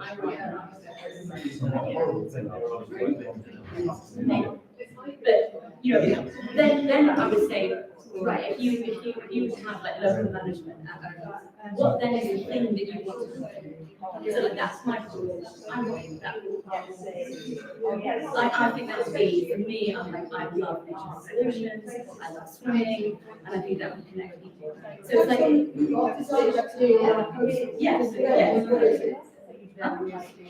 Yeah, a couple of minutes. I think that way my publication is going,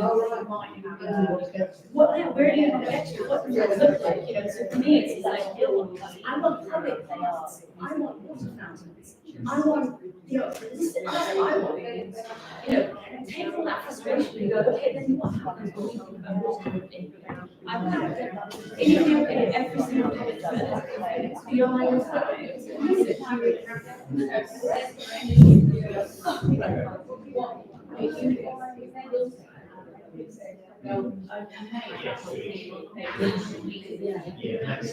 So I think these things existing solutions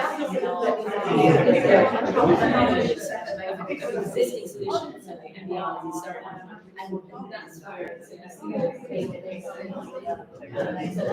all of this.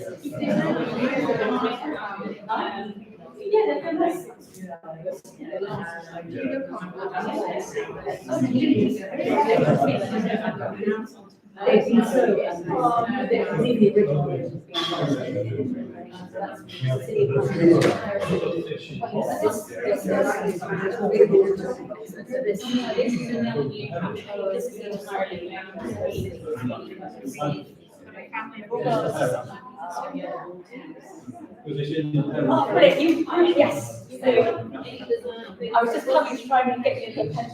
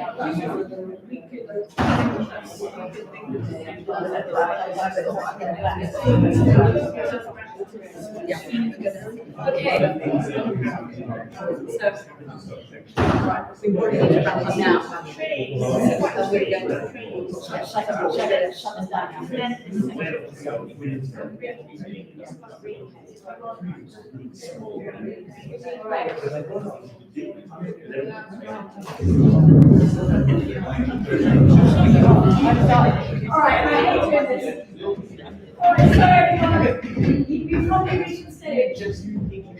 I'm sorry to cut everyone off.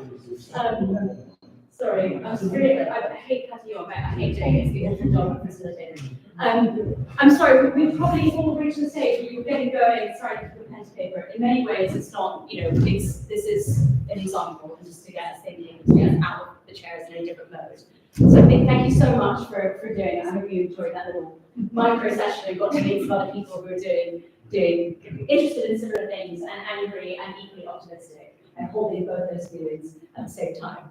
So I'll hand over back to, thank you, I appreciate everyone.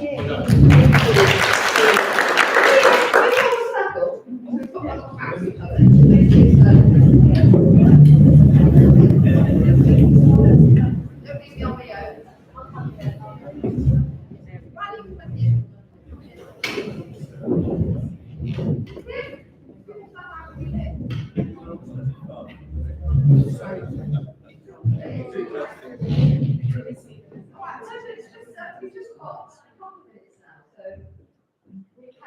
we've listened to a lot today, had a little vent about how you're feeling, a little sense of some of the solutions. But we've had quite a rattle through, haven't we, of the problems, but we asked all of our speakers, but hanging here to the very end.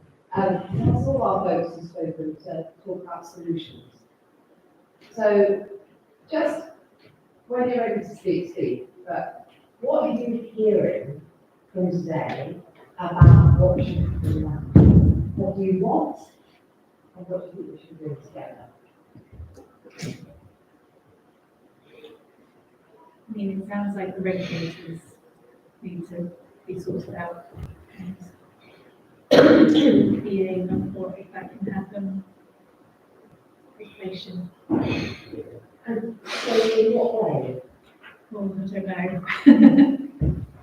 But it really, they need to enforce the water companies to do the right thing. I think they should be going back into public ownership. That seems a bit. They should. I've got to say, I'll say who you are. I'm Caroline from Bristol. Yeah, so that's what I think needs to happen. Sorry, I can hear that. They should be back into public ownership. Yeah. I agree. I'm Lynn, I'm from Hanbay. I cycled past that thing here this morning, and I was cycling back on the way home afterwards. I don't want my expectations to be managed. I don't want to have to make those trade-offs. I want what I want, I want clean water, I don't want water shortages. Not that it was coming through all of the speeches from everybody, but there was an element of that, and I just feel like it's different. It's not energy, it's not whatever other things that people talked about. Water is, as people have said, something we absolutely must have because it's essential to being alive. And therefore, don't make me manage my expectations about what I should have from water, in terms of water. How we take that forward, I don't know. This is the first time I've come to anything like this, so I'm going to be. I'll go wherever anybody leads me. Give her a red t-shirt. I'm Jackie from Whitstable, and I just can't get past the 85 billion to the shareholders. And then every other statement about what we do, what the limitations are, it's all going to have a cost. How has 85 billion pounds gone from us to mainly external people from the country as their profit that we have been paying? That is, Internal pensions are very heavy. yeah. but do you know what I mean? If you want to motivate people, at this moment there seems to be a lot of emphasis on people having a lot after COVID, everybody making their profits. I think emphasising the fact that that much money is left our coffers and gone elsewhere is fundamental to the decisions we should be making, and that makes me want something very radical to happen.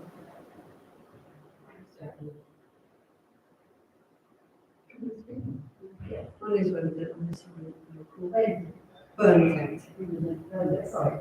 It seems to me that, and I've missed the morning, I'm sorry, I didn't find out when I started talking. you know, we had a conscious, deliberate asset stripping, the worst kind of capitalism brought in quite immorally, and we're living with the consequences of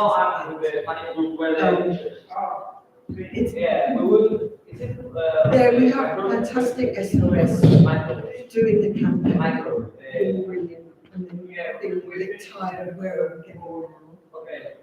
It seems to me that it's got to be everything working in combination. I suppose my evolution is from international politics and trade unionism into sitting around this table with a map of the River Mersey and thinking, I want the right people to sit around a map of Whitstable and say what we want in terms of your whole presentation, and for that to be the starting point, and that we work in combination, but we need nobody to give up.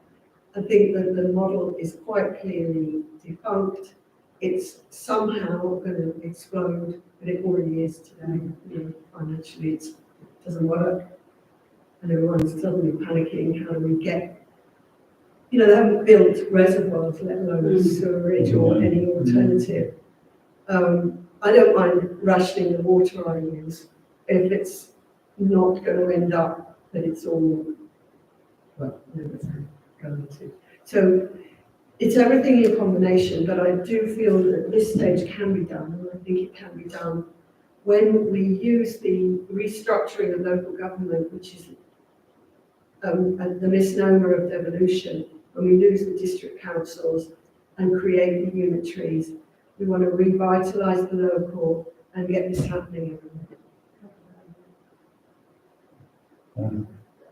Paul Havisham, I like punishment for crime in terms of this water ring. And there shouldn't be any outside, i.e. shareholders taking money from the ring. Right? It should be within, there's enough mistakes that can be made within the pool, leaks and all sorts of other things, without there being external money taken and pulled away, particularly as I was saying earlier. Goes to New Zealand, Australia, pension funds. It's ridiculous that we're losing stuff from the pool.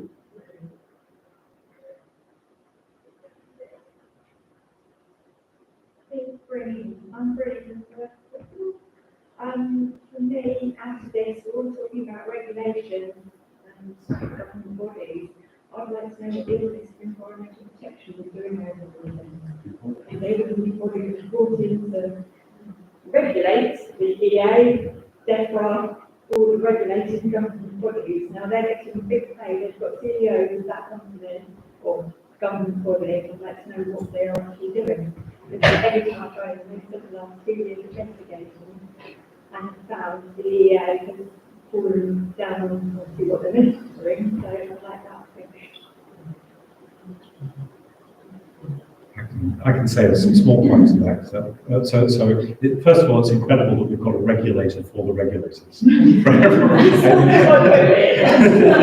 the kind of mad situation that we're in, which regulates all of the water companies. They've been threatening them with legal action, and they're not going to start doing more fines. But does that actually achieve anything? Because if we fine the water company, the money sort of going out, not into investment. It's a situation. And the water fund, what happened with the water fund that all this crime money is going to, is sort of going back into the government. It's now being decided, but with the Southern Water Fund, it's not coming back to Southern Water. The Thames Water, we go to the Thames local area. But at any time, they're not part of the agreement. I think so it was just good to give you a chance to have a conversation table, and you have a chance to at least give us some immediate feedback. You've got our email. So if you go away and think of things, just drop a notice. If you took any notes that you think were useful, if you put any great quotes that you wrote down, if you go away and thought, oh, I wish I'd asked them to do that, please do just email it at the Commission on the website. Great.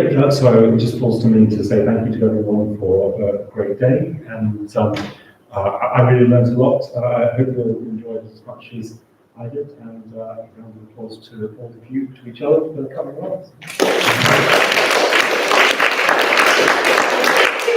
Whitstable for being our host today.